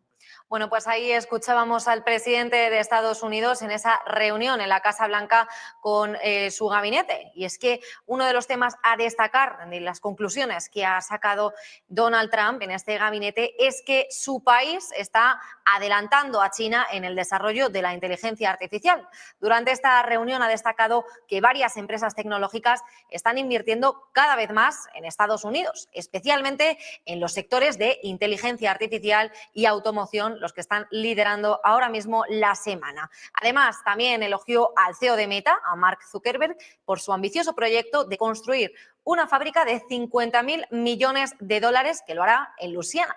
Dice Trump que tendrá un tamaño comparable al de Manhattan. Estas declaraciones llegan en un contexto de intensa competencia mundial por el liderazgo de la inteligencia artificial. Respecto a la reunión que tuvo ayer con el presidente de Corea del Sur, Trump señaló que los acuerdos comerciales con la Unión Europea, con Japón y con Corea del Sur han finalizado. Aunque eso sí, ha aclarado que con Corea del Sur mantiene vigente el mismo acuerdo que tenían. Y ojo, porque también Trump afirmó que los combustibles fósiles y la energía nuclear son lo que funciona, desestimando ya las energías renovables como la solar y la eólica, que consideró insuficientes para cubrir las necesidades energéticas del país. También durante esta reunión ha reiterado su compromiso de fortalecer la producción de petróleo, de gas y de energía nuclear como los pilares centrales de su política energética. Además, también expresó su confianza en que los precios del petróleo superarán pronto los $60 por barril. Así que estaremos pendientes también a ese precio del petróleo, a cómo evoluciona durante la semana. Y ojo también porque en declaraciones Trump ha dicho durante esta reunión en Washington, D.C. que no es ningún dictador y que solo detiene el crimen. Estas han sido las palabras de Donald Trump durante esta reunión de su gabinete en Washington, D.C. y estaba defendiendo también esas recientes decisiones en Washington, D.C. Afirmó también que en California no se habrían realizado los Juegos Olímpicos sin el envío de tropas y calificó también su actuación como un trabajo fantástico. También aseguró que el país está en su mejor momento y que las Fuerzas Armadas son fuertes, poderosas y respetadas. Le escuchamos. Job very well. One of these great cameramen had it on tape. But I met this gentleman. I never met him before. Sir, you're doing a great job. You're doing an unbelievable job. Thank you very much. But then he goes on television and says, oh, Trump is a dictator. He's a dictator. And a lot of people are so the line is that I'm a dictator, but I stop crime. So a lot of people say, you know, if that's the case, I'd rather have a dictator. But I'm not a dictator. I just know how to stop crime. And you would think that Illinois would have such... Bueno, pues ahí le escuchábamos y también recordar que explicó su política farmacéutica en esta reunión del gabinete. También ha prometido una caída colosal en los precios de los medicamentos. Dice que no están hablando de un recorte ni del 25% ni del 50%, sino que están hablando de un recorte del 1.500%. Esto es lo que ha afirmado el líder estadounidense en esta reunión de Washington, D.C. Y una vez más impulsó el principio de la nación más favorecida, que reducirá así los costes de los medicamentos recetados en Estados Unidos para poder así igualarlos a los más bajos de otros países desarrollados. Le escuchamos. We're talking about a 25% cut or 50. We're talking about a 1,500% cut because people go to Europe to buy drugs and they come back with drugs, prescription drugs, normal, not, I don't mean the bad drugs, I mean prescription drugs. Because you can buy them for 10%, 15%, 20% of what. So they're going to go up in price. And I told the countries, and I get along good with all of them. I mean, you could ask I get along good with all of them. Por cierto, también que Donald Trump ha hablado sobre la pena de muerte en Washington, D.C. Ha dicho también que quien cometa cualquier tipo de asesinato en Washington deberá recibir la pena de muerte. Decía así, capital, pena capital. Si alguien mata a alguien en Washington, D.C., buscaremos la pena de muerte. Es una medida preventiva muy fuerte y todos los que han estado escuchando en esta reunión han estado de acuerdo. Trump insistió también una vez más en que Washington será una ciudad libre de delitos. Le escuchamos. Capital punishment, capital punishment. If somebody kills somebody in the Capitol, Washington, D.C., we're going to be seeking the death penalty. And that's a very strong preventative. And everybody that's heard it agrees with it. I don't know if we're ready for it in this country, but where you have it, it is, we have no choice. So in D.C. and Washington, states are going to have to make their own. Bueno, pues muy pendientes a estas declaraciones de Donald Trump. De momento parece que siguen ahí, así que nos trasladamos a la Casa Blanca a seguir ese directo con Donald Trump. What did you mean by that? And could you tell us On what? in the war in Gaza? You said Yeah, what about it? You said in 2 to 3 weeks we would have a conclusive and a pretty good conclusion. There's no conclusive. It's been going on for a long time. You're talking about, I guess if you really add it up, Steve, you're talking about thousands of years, okay? It's been going on for, there's nothing conclusive, but hopefully we're going to have things solved very quickly with regard to Gaza and also with regard to Ukraine and Russia. Mr. President, who are you considering for the replacement to nominate for Lisa Cook, and what economic background or history are you? Well, we have some very good people for that position, and I think we have some very good people. We're down to, I mean, I think I maybe in my own mind have somebody that I like, but I deal with Scott and I deal with Howard, and we're dealing with a lot of people actually that are going to be involved in that decision. Ultimately, it's a very important decision. As we see, I mean, I got a bad recommendation when I went with Jerome Too Late. You know, it's just, he's too late. His nickname is Too Late, costing us a lot of money, hurting the housing. I mean, our housing industry is good, but it could be phenomenal. Most of this country, in terms economic terms, has been phenomenal. We've never seen anything like it. Because of him and his high interest rates, the housing is less than it could be. We're going to get that straightened out very quickly. He gets out very quickly, fortunately. He's been the wrong guy. Not a bad person, I don't think, but you know, I do think he has motives, by the way, but I don't consider him, I've dealt with worse, but he hasn't done the job. The recommendation from a certain person was not a great recommendation. That person vouched for him, but we're doing a very careful study. We'll see what happens. Look, we just put a very good man in one position. We might switch him to the other. It's a longer term and pick somebody else, but we're very happy with the person we have in there. And we'll have a majority very shortly. So that'll be great. Once we have a majority, housing is going to swing and it's going to be great. People are paying too high an interest rate. That's the only problem with housing. We have to get the rates down a little bit. And when we do, it's going to be a tremendous difference. The country is doing so well. It sort of blows through the fact that we have a man who's too late and not doing a very good job. Please, in blue. Mr. President, regarding crime in DC, something that might help, especially ladies, is being able to carry. I know you've talked about reciprocal carry. Would you like for that to apply here in Washington, D.C.? When you say carry, I assume you're talking about carry what we're talking Concealed about, right? or, yeah. In other words, carry a gun. Is that right? Would you like to carry a gun? I would like to, yes, sir. You'd feel a hell of a lot better, right? I absolutely would. I agree with you 100%, okay? Okay, great. But I'll tell you, within another couple of weeks, it's hard to believe what's been accomplished in 12 days, but within another couple of weeks, you won't have to carry. You're not going to have to carry. You're going to be safe.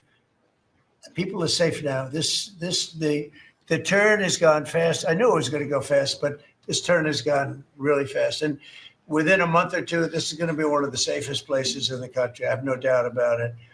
And we'll do an extension. We'll work with Congress, or I could declare an emergency, but I don't think that's going to be necessary. We'll work with Congress. We're going to be working with Congress. I spoke with our great speaker, and I will be speaking to John Thune, and we're getting tremendous support from Congress, especially maybe here. Everybody wants to see our capital be great. Could say be great again.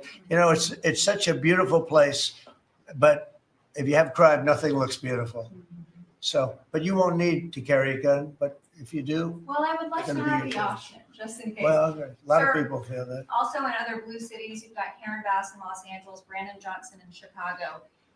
It seems to be very popular here, the fact that people can walk around, go to restaurants, shop, not Yeah. have to worry about their safety. If blue city mayors oppose those efforts in their cities, do you anticipate that Democrat voters are going to take it out on them at the I think so. I think that crime is going to be a big thing. And we are the party, the Republicans are the party that wants to stop crime. We're against crime. The Democrats like crime. I don't know why. I mean, we talk about common sense. I think I got elected on talking about common sense, the border. We have to have a wall. We don't want transgender for everybody. We don't, as I said before, we don't want to have men playing in women's sports. I mean, you see the difference, weightlifting. Take a look at weightlifting. Take a look at long distance running, where a runner came in 5 hours and 14 minutes ahead of another runner, both champions, one male, one. It's not fair. It's demeaning to women. It's so bad. But they have another one, and I think this is the beauty of them all: crime. They're against crime prevention. You can't do that. You can't do that. And I think to myself, I say, is there some game? You know, they're smart people. Is there anybody that could cheat like that in elections is smart, okay? And there's never been in history anybody that could cheat like that. They're smart. They're brilliant in many ways. I say, is there some trick to this? When they say, Trump is in Washington, D.C., stopping crime. He's a dictator. And people are being mugged like your brilliant associate here. I don't know how you're alive. I mean, based on that story, you got very lucky. He didn't just go, all he had to do is this, right? And, you know, it's pretty amazing. So we have something. I think we have two things. I think what Bobby was talking about with respect to drug prices is unbeatable. Nobody else could have done it but us. And I think that crime will be the big subject of the midterms and will be the big subject of the next election. Think of it. They are, instead of saying Trump's right about crime, it's really bad in Chicago. You have a guy in Illinois, the governor of Illinois, saying that crime has been much better in Chicago recently, and Trump is a dictator. And most people say, if you call him a dictator, that if he stops crime, he can be whatever he wants. I'm not a dictator, by the way, but he can be whatever he wants. I think it's going to be a big subject for the midterms, and I think the Republicans are going to do really well. They called it a trap. This Democrat consultant, they said, he's put him in a trap again, because these are all traps, 80-20, but they're not 80-20. They're almost 100-0, all these issues. But I would say that crime is stronger than men playing in women's sports. I think it's stronger than transgender for everybody. It's transgender for everybody, according to them. It's stronger. Of course, this is the cause of it, open borders. Open borders gave us a lot of this crime. So, so they're sort of on an equal footing, I guess. But crime is going to be a very big subject. And you know what he should do if he was smart? Illinois or New York, if they want, or Gavin Newsom, they should call me and they should say, we've got a problem. We could solve with this team, different players, but work the same way, because you'd leave them here. You don't want to take them out and let it go to hell. Everybody's so happy and I bet you walked over here today and you had no fear. Nobody has any fear anymore for the last 12 days. But it would be so smart. Gavin Newsom called me up, say, you know what, we have a big problem. We have the Olympics coming up. We want to do well. We have tremendous problems on crime and other things, and would love some help. Chicago in particular, maybe right now. I mean, it's a disaster. It's a disaster.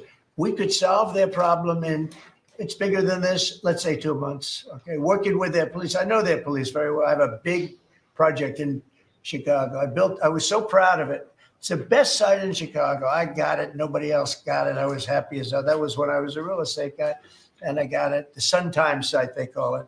And I built the building. It's a great building. And I'm so embarrassed when I see the kind of crime stats coming out there. So embarrassed. And if I were a governor, a Democrat governor, or mayor, or anybody having to do, I'd call up President Trump. I'd say, President Trump, we need your help. We saw what you've done in DC in a period of 12 days. This is 12 days. We haven't even started. This is going to be so safe. It's going to be the safest place on earth. And we'll do the same thing in Chicago. But I'd like to be asked, as opposed to just going in and doing it. Because, you know, when you go in and do it, then they start screaming, oh, he shouldn't be here. We don't need him. We're doing so well. And then the better we do, they take credit for it. So it's really pretty unfair. Mr. President, Yes, on go ahead. crime, for a lot of victims like myself, a big concern is long-term sustainability. Can you share with the American public about your plan in ensuring that DC is safe in the long term? Longer term, yeah. Years Well, it's a great question. Number one, we want to stay there for longer than 30 days. As you know, we have an absolute mandate, and I can extend it, but I'd rather not have to declare a national emergency, because by that time, I mean, right now, there's not an emergency. We've done, as you sort of said yourself, it feels like a different world. We've got under arrest and prosecution, and we've taken some, and we're in the process of taking hundreds out of our country that shouldn't be here. And these are hardcore professional criminals. They were born to be criminals, in my opinion, but they're seriously bad people, murderers, drug dealers. You know them all. You see them all as you walk beautifully to work, and every once in a while somebody puts a gun to your head, because that's what happened in your case. We're getting a lot of them out of the country. We're putting a lot of them in prison because we're afraid to bring them out of the country. They could come back. You know, as good as we're doing, they could come back. We don't want them back. And that's going to solve a lot of it. We also think there should be a presence here for long enough. We should also work with our police department, because you have very good police here. Very good. We're working very well with them, by the way. And we have to work together for a while. We have some people that are very tough and very strong working with the police. They're going to be able to handle it. And you know what? If it gets a little bit bad, just a little bit, I'll bring them back in and we'll straighten it out. We'll make it perfect. You're going to be so safe in the city. And you're going to have the city beautified. We're going to be we're working with Clark, as you know, construction. They're the biggest. They're working with me also. We're building a beautiful ballroom for the White House. They've been after it for 150 years, employs a lot of people. It's going to be as beautiful a ballroom as has ever been built. And Clark is the big builder in this city. They've done, I guess, a majority of the good work, the big work. And we're working with them on the beautification, the fixing up the roads, the fixing up of the medians, between the roads, so cars don't wrap into each other. They wrap into I have one piece sitting on the ground for weeks. This was a year ago when I had to come in, unfortunately, for fake court cases. And I looked at the condition. We have it fixed up a lot right now. You know, the tents are removed and a lot of things have taken place. But I'd come into this city and I'd say, boy, does it look bad. The filth on the roads, the medians were broken and always laying down, and nobody would fix them, and all of that. Well, we're going to have new medians. We're going to have a nice topping put on the road. We're not going to rip the roads apart and start a construction project that lasts for 2.5 years as they rebuild the road, which they don't have to do. And we're going to have this place so beautiful. That's going to be a part of it. Now, the biggest part is crime, but it's also a part, when you see a dirty city, it's like I don't know, it became the #1 thing viral. I said my father is a smart guy, he's a great guy, he's a loving, wonderful father, but he could be a little on the tough side. He told me that, son, when you walk into a restaurant, you see a dirty, filthy door going into the restaurant, don't go there because the kitchen's dirty also. When they see a dirty capital, the rest of the world, they lose a lot of respect for our country. This capital is going to be so beautiful. We're going to have new poles, new lights, new fences. It's stuff that when you add it up, it's money, but it's peanuts compared to what we're talking about. And we're also going to have great safety. Mr. President, I wanted to ask you on crime and also a question on foreign policy that maybe other officials can weigh into. And on crime, Iris shared her story, and you mentioned, people going. That was there. a terrible story because I'm just amazed she's here. When the gun is, Pam, when the gun is put to the head, did they ever capture these people, by the way? I kept calling, but I haven't heard back about this guy. It'd be really great if you could maybe give the information. She's very good at capturing people, you know? She's very good. If you could give that information to Pam, would be great. Would you do that? Yes. All right. Wouldn't, you'd love to see them. I would assume you'd like to see them For captured. sure. You can't, you just Been waiting can't. For years. Yeah, take a good look at that. But, Go ahead. So just go ahead. Just a few weeks ago, I was out to dinner with my husband and, we're taking the metro back and then we get attacked on the metro.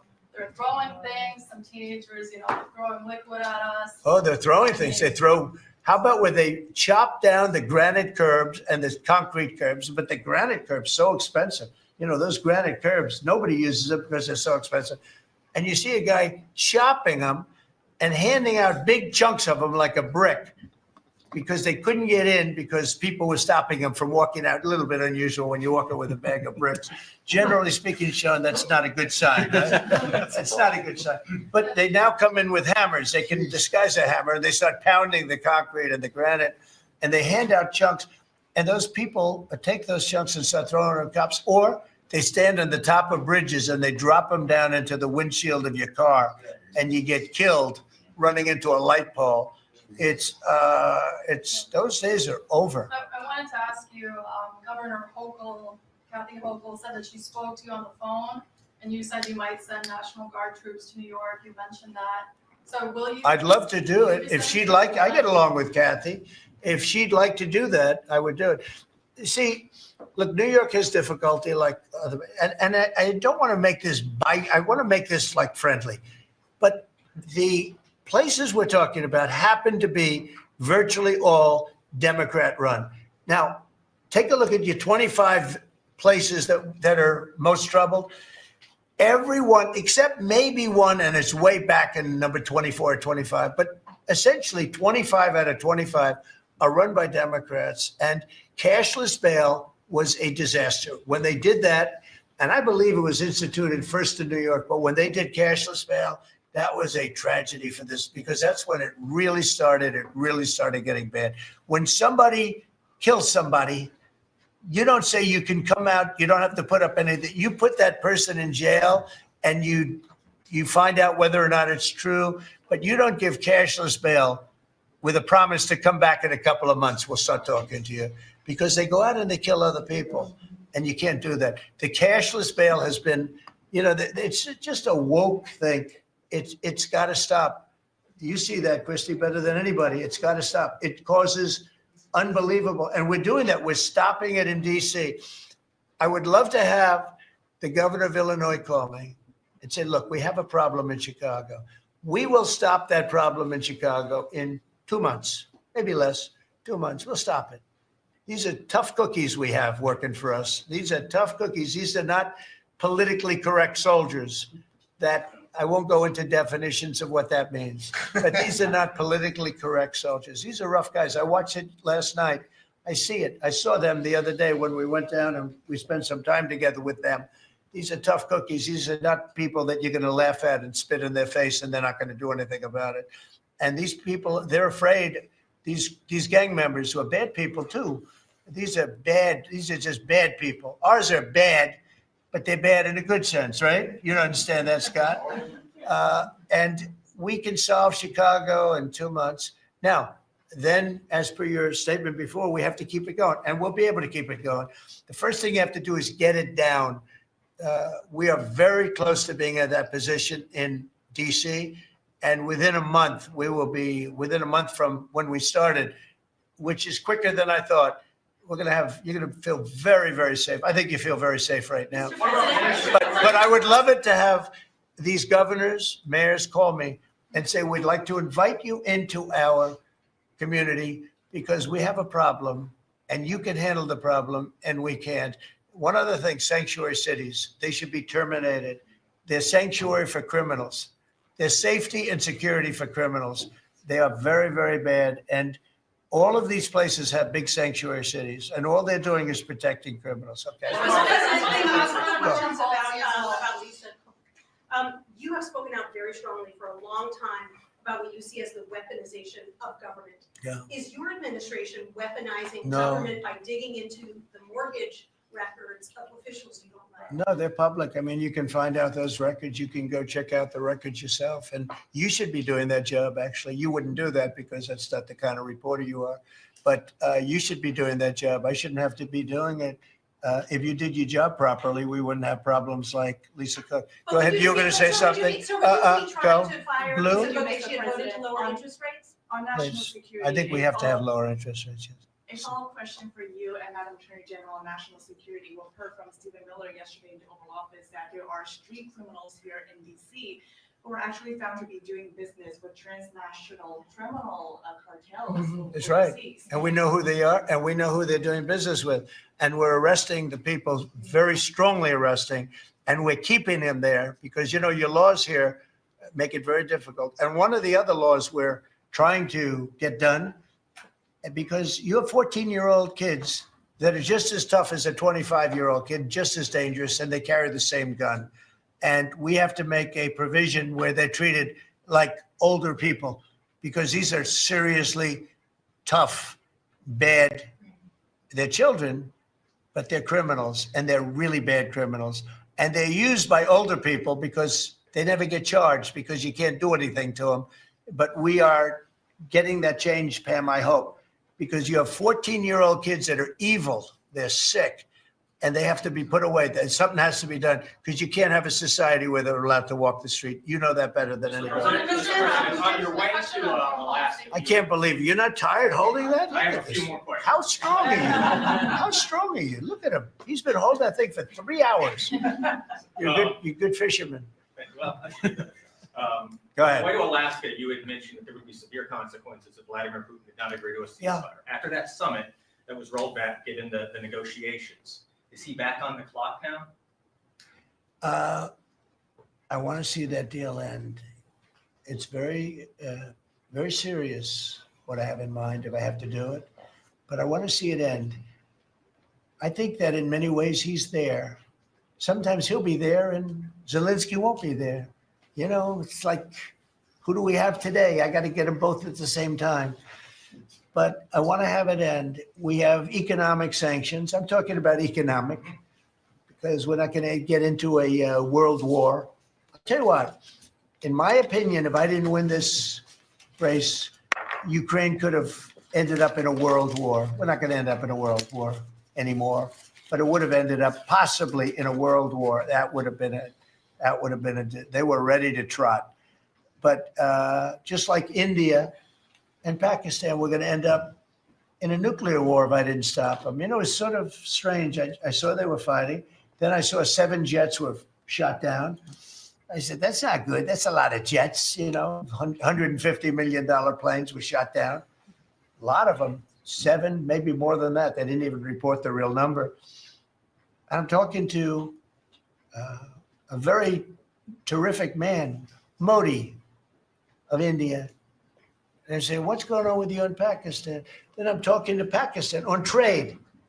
I said, what's going on with you in India? And the hatred was tremendous. Now, this has been going on for a hell of a long time, like sometimes with different names for hundreds of years. But I said, what's going on? I said, I don't want to make a trade deal. No, we want to make a trade deal. I said, no, I don't want to make a trade deal with you. You're going to have a nuclear war. You guys are going to end up in a nuclear war. And then I said, call me back tomorrow, but we're not going to do any deals with you, or we're going to put tariffs on you that are so high. You were there, Howard, right? Yep. You're going to put tariffs on you that was so high, I don't give a damn. Your head's going to spin. You're not going to end up in a war. Within about 5 hours, it was done. It was done. Now, maybe it starts again. I don't know. I don't think so, but I'll stop it if it does. We can't let these things happen. The Russia-Ukraine situation, last week, 7,012 soldiers, 7,012 soldiers died. They were Russian, they were Ukrainian, they weren't American. So a lot of people would say, what do you care? They're not American. I care. They're 12,000 over the last couple of weeks, over 12,000 people died in like in 2 weeks. You know, we're talking about crime where somebody's killed here or somebody. Think of it. You have your son leaving Russia, leaving Ukraine, their little house, wherever they live with their parents. They're waving goodbye, just like our parents would wave goodbye. And they're waving goodbye, son. And then a week later, his head's blown off in a stupid war by a drone, a whole new form of military problem. So, no, I'd like it to stop. I want to get it to stop.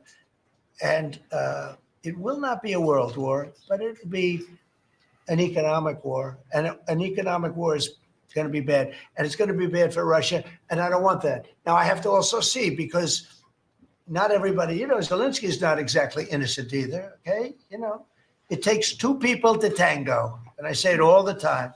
You got to get them together. I get along with Zelensky now, but we have a much different relationship because now we're not paying any money to Ukraine. You know, stop that. We're paying money to ourselves. What's happening is NATO is buying all of the equipment and paying in full. But even with that, forget about that. I want to get it stopped because it's a lot of lives that are being lost. Every week, it's 7,000, 5,000, 6,000. I get the reports, and I see battlefields. I'd rather not see them. And you know, you read about Gettysburg. You read about Gettysburg, and you see, you know, those 600,000 people. But in that war in particular, was really bad, like 150,000 or something, just dead body. I'm seeing the same. I see pictures. I see satellite pictures of heads over here, arms over here, legs over here. And this is like a modern age. It's no different than the worst wars that I've ever seen. And if I can stop it because I have a certain power or a certain relationship, I had a very good relationship with President Putin. Very, very good. That's a positive thing again. And I think I'm probably the only, Steve Witkoff would tell you I'm the only one that can solve it. I don't know. He's told me that a few times, unless he was saying that just to build up my ego, but it's not really. I have no ego when it comes to this stuff. I just want to see it stop. Thousands of young people, mostly young people, are dying every single week. If I can save that by doing sanctions or by just being me, or by using a very strong tariff system, that's very costly to Russia or Ukraine or whoever we have, you know. But I stopped 7 wars, and 3 of those wars were going on for more than 30 years. You know, if you look at Congo, if you look at, just look at any of them, almost all of them were going on for an extended period of time. Now, interestingly, one had just started. It was 2 days old, and you know that one. And we did that one when we were in Scotland negotiating. It was 2 days up, but there were 2,000 dead bodies laying on the border. Bueno, pues subrayamos las palabras de Donald Trump ante esta reunión con su gabinete en la Casa Blanca, y es que acaba de decir que Trump se prepara para esa batalla legal por Cook. Está preparada para esa batalla legal después de que el abogado de la gobernadora de la Reserva Federal, de Lisa Cook, revelara ya que puede que se presente una demanda por el intento de que Trump ha intentado despedirla ilegalmente y, bueno, parece que ha cometido ya una infracción y que no puede cometerla. Sobre todo porque está a cargo, si lo piensan, de las hipotecas. Las palabras de Trump dice que necesitan a gente que sea completamente transparente y no parece que ella lo fuera. Por eso quiere él su dimisión inmediata. Además, el presidente estadounidense también ha declarado que ya tiene en mente a alguien para reemplazar el puesto de Cook. También ha reiterado su llamado a bajar esos tipos de interés de la Reserva Federal y ha confirmado también que una vez se reduzcan será un cambio drástico para la economía del país. Trump también ha señalado que su candidato para la Junta de la Reserva Federal podría ser Stephen Miran, que estaría puesto a ser transferido a otro puesto incluso más a largo plazo. También ha añadido que pronto tendremos una mayoría. Volvemos a ese directo de Donald Trump en la Casa Blanca y seguiremos dando las noticias de última hora. Everyone said, I bought a stake in Intel. No, I got it for free. I said I was with the, is that correct statement? Howard was there. Absolutely correct. Scott knew all about it. They came in, a man was charged with something by a very good person. Senator Cotton made some statements about the gentleman that was running Intel. When he came in and I said some rough things about him, I said, I'm not happy with it. And they called and he was very devastated at what I said. I said he should immediately resign. And he came to see me and I was very impressed by him actually. And he made a mistake or factors happened where something like this could have taken place. In the meantime, his board was staying by him. And I said to him, and took about, I would say, less than 45 seconds. I said, you know what you should do if you're smart? Give the United States of America 10% of your company.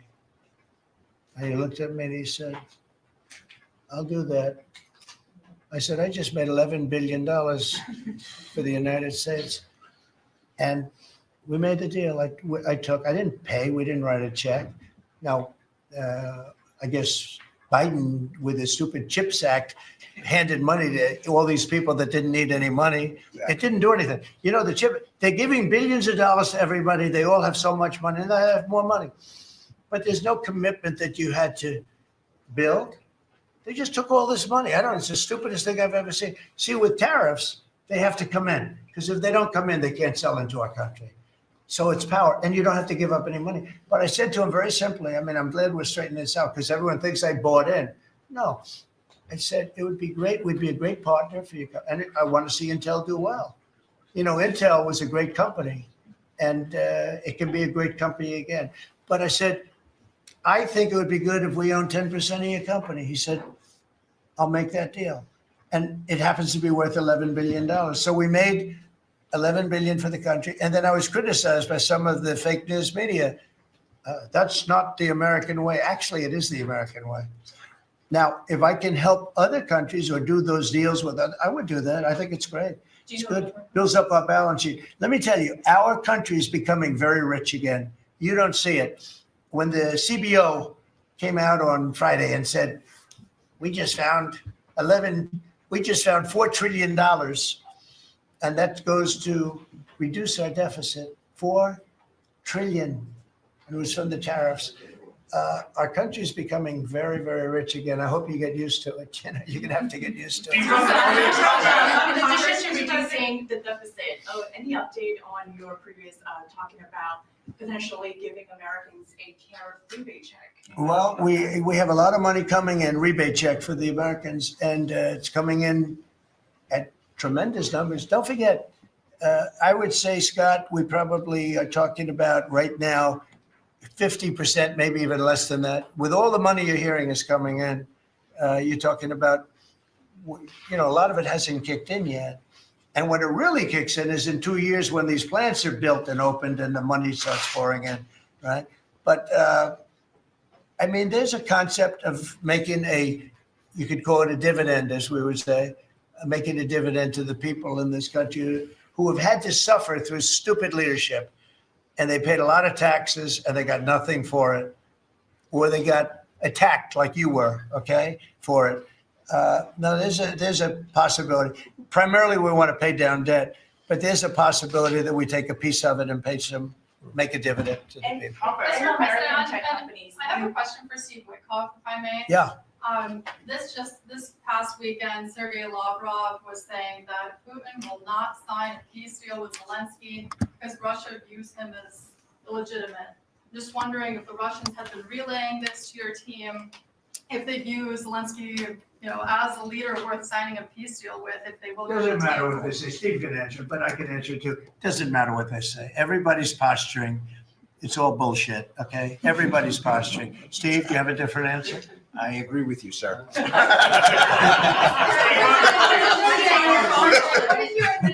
Florida City, there are 500 people short of the police department, police. In New York City, it's 3,000. In Chicago, it's 1,300. Would they have had to bring in troops from the National Guard if the police departments in this country were fully staffed?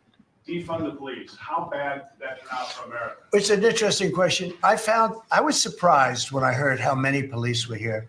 It's not a really big area.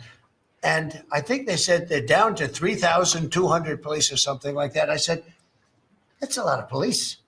And I was a little bit surprised because to me, that's a big force. and it's not a big area, but it is what it is. There's a lot of crime. You have a lot of, don't forget, you have a lot of police that weren't allowed to do their job.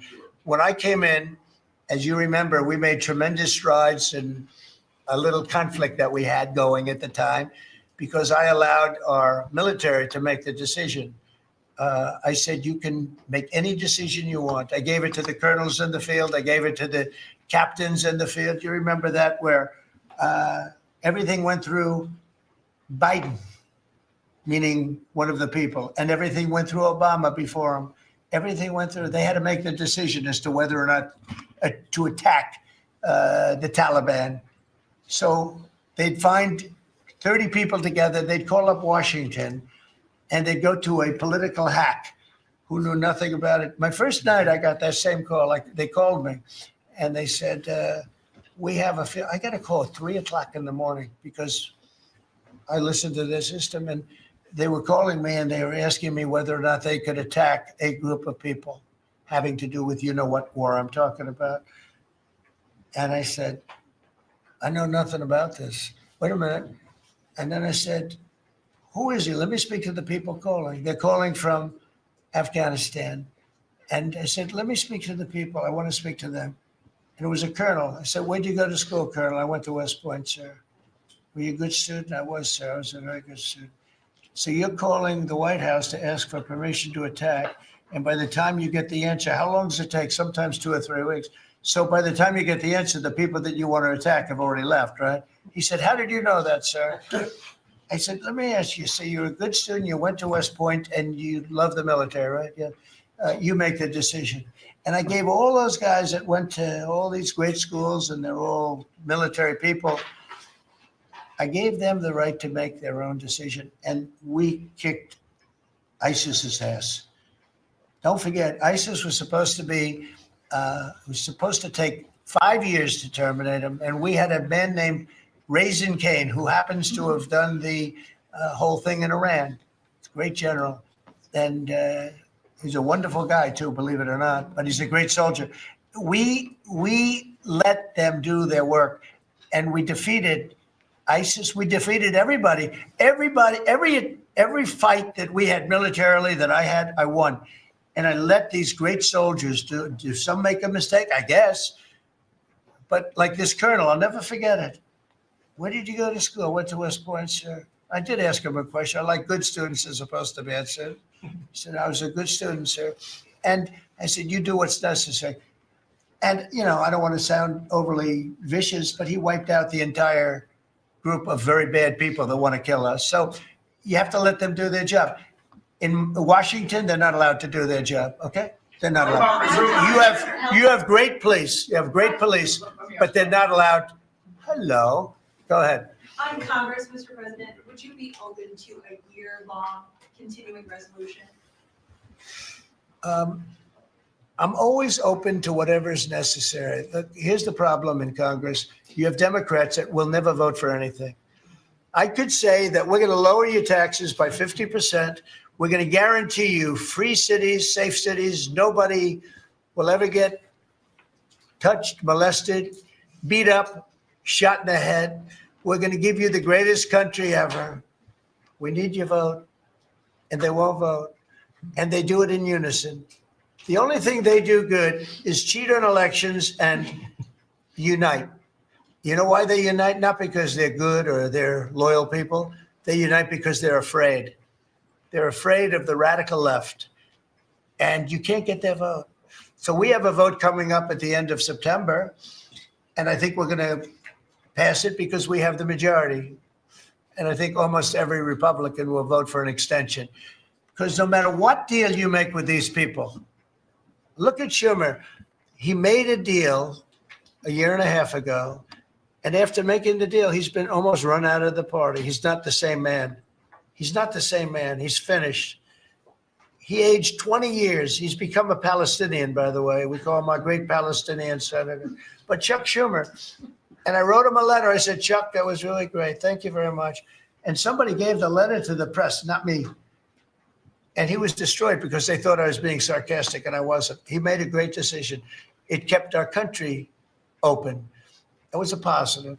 But you can count on almost no vote. I mean, I see things. I'll give you an example, crime. So we're going to pass a bill to stop crime. We may not get one Democrat vote. Okay. We may not get one.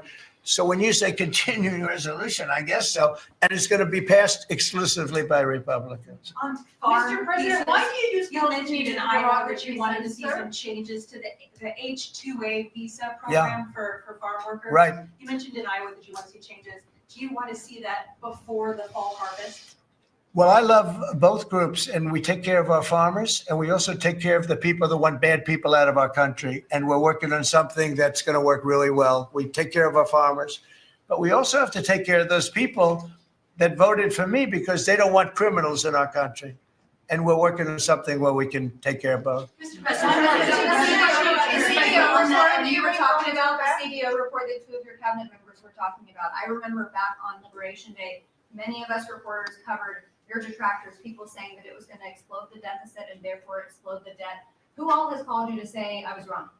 That's very good. You know the answer to that. Okay, yeah, please. Mr. President, Governor Pritzker said yesterday that he, at the press conference, that he would encourage nonviolent resistance to the National Guard if they were sent to Chicago. What's your response to that? He said what? That he would encourage nonviolent resistance if the National Guard is sent to Chicago. Look, this guy doesn't know what resistance is or nonviolent resistance is.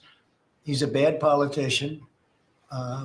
It's amazing. I mean, if he didn't have the money, he wouldn't get any votes because there's no compelling reason to vote for him. The guy's a major loser. But it would be nice if he would call me. I would change my mind immediately. He said, you know, because everybody knows Chicago is a hellhole right now. Everybody knows it. It's not like he's saying Chicago has much better numbers, right? Well, what's much better? You mean 100 people are going to be murdered? It's going to be much more than that. So I would have much more respect for Pritzker if he'd call me up and say, I have a problem. Can you help me fix it? I would be so happy to do it. I don't love, not that I don't have the right to do anything I want to do. I'm the president of the United States. If I think our country's in danger, and it is in danger in these cities, I can do it. No problem going in and solving, you know, his difficulties. But it would be nice if they'd call and they'd say, would you do it? And we do it in conjunction. Now, we work very well with the police because we naturally get along with the police. So the police and us work really well together, whether the mayor is opposed or whether, I mean, you have a really rotten mayor there too. He's got a 6% approval rating in Chicago. And I see black women wearing a red MAGA hat last night on television. Please let the president come in. My son was attacked. You have a force of black women. They're like only Trump. They want Trump to come in. And you see them, they're all over the place in Chicago because they're afraid to go out and they don't want their son or their daughter killed, just like your parents didn't want you killed. And we have a tremendous, look, it's not about winning elections because we want to have nice, fair elections. It's not politics. We want to see a safe country. You have people that want to see a safe country, and they're great people. You have great people in Chicago. The mayor is at 6% approval. He's an incompetent man. He should have never been put in a position like that. He can't handle it. You have an incompetent governor there. You have an incompetent governor in California, Gavin. I know him very well. He's incompetent. He's a nice guy, looks good. Hi, everybody. How you doing? He's got some strange hand action going. I don't know what the hell his problem is. It's a little weird, to be honest. There's a little something shaky going on there. But, you know, all he has to do is call me and say, we have the Olympics coming up. We want to make it really good and safe. And I'll put some really good, great American patriots in there, and you won't have any problems. Don't forget, it's loaded up with some stone cold killers, some really bad people, some people that were just born to be bad. They're criminals, bad criminals, dangerous. And we can solve the problem for them very quickly. Okay, you know what I think? I think this. You have not had this happen for 4 years. You sat and you'd ask one question to Biden, and it was always the ice cream question, right? What flavor ice cream do you like best? I like vanilla. And that was the end of the conference. I think now we've done enough. These people are very busy. I want to just thank, this is the greatest, this has never been done before. First of all, a cabinet meeting was secret. You'd never let the fake news media in. But the fake news media isn't all fake. It's, a lot of it is, but it's not all. I think it's a great thing. I think maybe it's going to be done in the future. I hope it's going to be done. But you really get the word out. I mean, we had, each one of these people spoke. I think each one, if I thought one of them did badly, I would call that person out. I would say, Christy, what the heck are you doing? No, but no, seriously, you have a very talented group of people. They get along, they work along together. And there's something really nice about just, you know, the openness of what we're doing. It's government. It's an open government. That's what we are. And we haven't made too many mistakes. Maybe we'll, but we haven't made too many mistakes. We've called it right. And I think you can be very proud of your country. We are a respected country again. We are really, right now, respected at the highest level, and we're doing great. And we're a very rich country again, very rich. And that's a good thing, because when we're rich, we can take care of poor. And that's what we're doing. And we're taking care of crime. And I hope, just in finishing, I hope that Illinois, I hope that New York, I hope that California, I hope they call me and they say, I'd love to have you come in and help us out. I will be a totally different person with them. I will respect them for doing it. Thank you all very much. Thank you, everybody.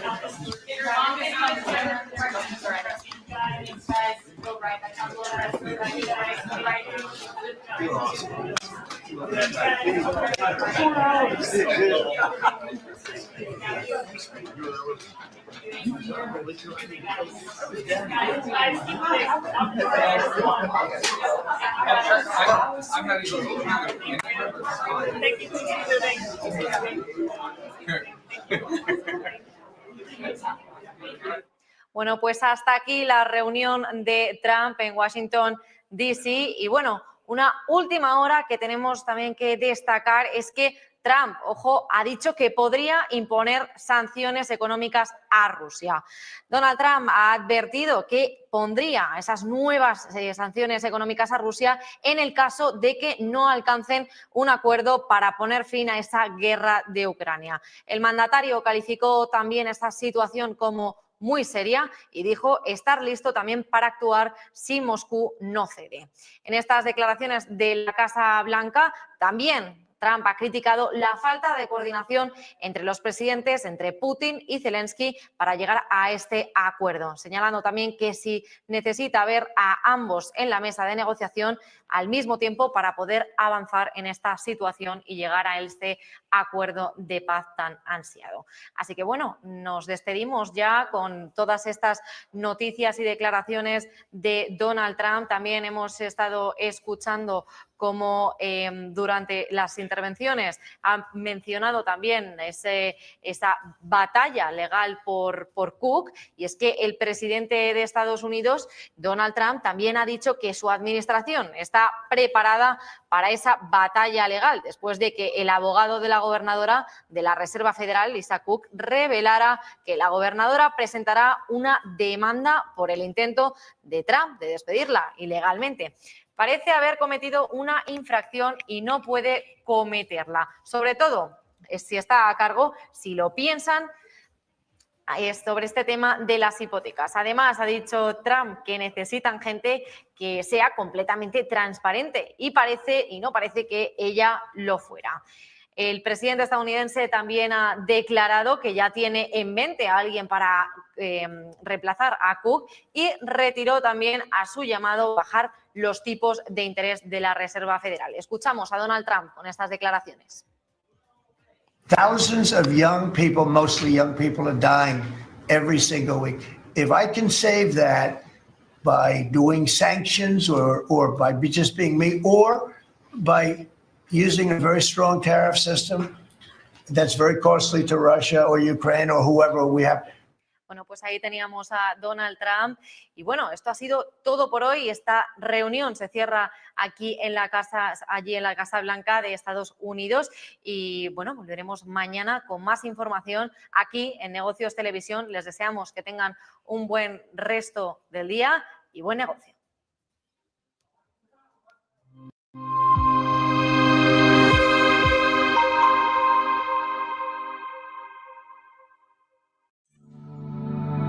Silver Gold Patrimonio nace en 2018 con el objetivo de innovar en el mercado de los metales preciosos de inversión, ofreciendo nuevas alternativas para que cualquier persona, familia o empresa pueda entrar en el fantástico mundo de los metales de inversión de forma sencilla y acompañada por consultores expertos en el sector.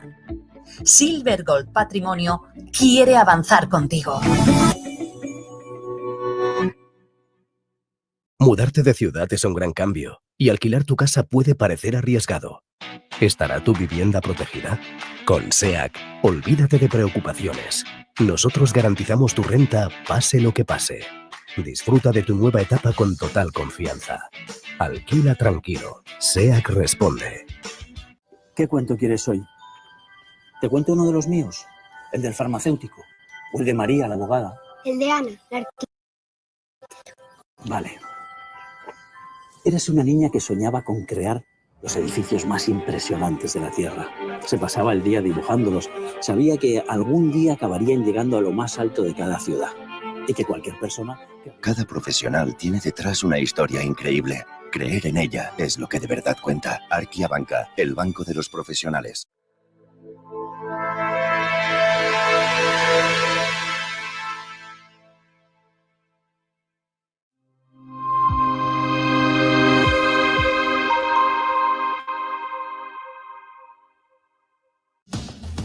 El futuro te está llamando. En menos de 15 minutos puedes estar operando con futuros sobre Nasdaq, SP, oro y mucho más con AvaTrade, un broker que habla tu idioma. Descubre las ventajas de AvaTrade y disfruta de hasta 100 operaciones sin comisiones. Registro rápido y sencillo, transacciones instantáneas, operaciones seguras. El futuro comienza ahora. AvaTrade.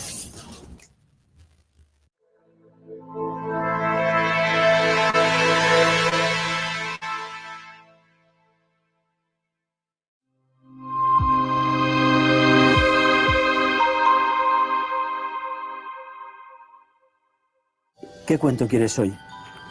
¿Te cuento uno de los míos? ¿El del farmacéutico? ¿O el de María, la abogada? El de Ana, la arquitecta. Vale.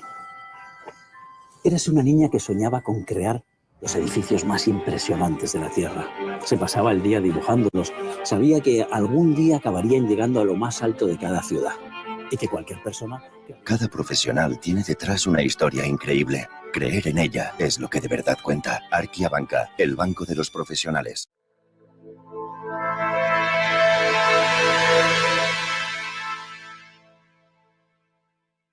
En el corazón de Madrid, descubre los Montes de Galicia, donde la tradición gallega se encuentra con la innovación culinaria.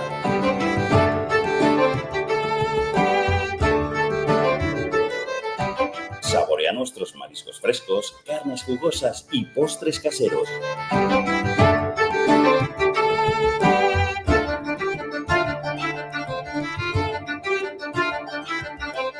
Todo preparado con ingredientes de la más alta calidad.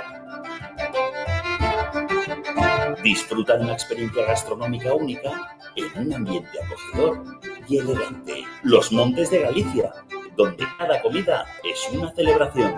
¡Te esperamos! ¿Qué cuento quieres hoy? ¿Te cuento uno de los míos? ¿El del farmacéutico? ¿O el de María, la abogada? El de Ana, la arquitecta. Vale. Eres una niña que soñaba con crear los edificios más impresionantes de la Tierra. Se pasaba el día dibujándolos. Sabía que algún día acabarían llegando a lo más alto de cada ciudad. Y que cualquier persona... Cada profesional tiene detrás una historia increíble. Creer en ella es lo que de verdad cuenta. Arquia Banca, el banco de los profesionales.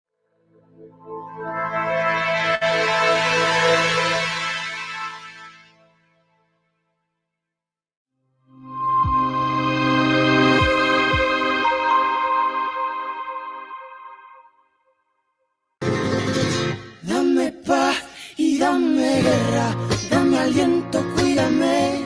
Clavelitos en tu pelo, los tatuajes de tu piel, hoy supura, lo que ayer sabía miel. Yo maldigo mi cordura, palomita, llévame. Vuelve el fútbol, con todo lo que le pides al fútbol, a Movistar.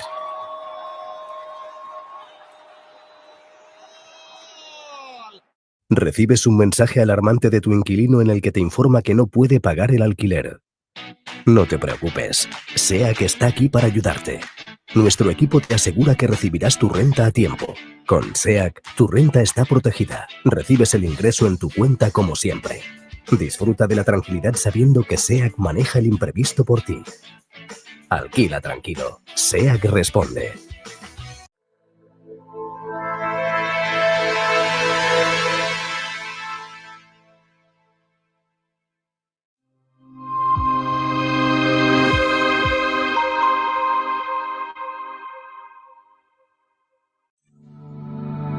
Silver Gold Patrimonio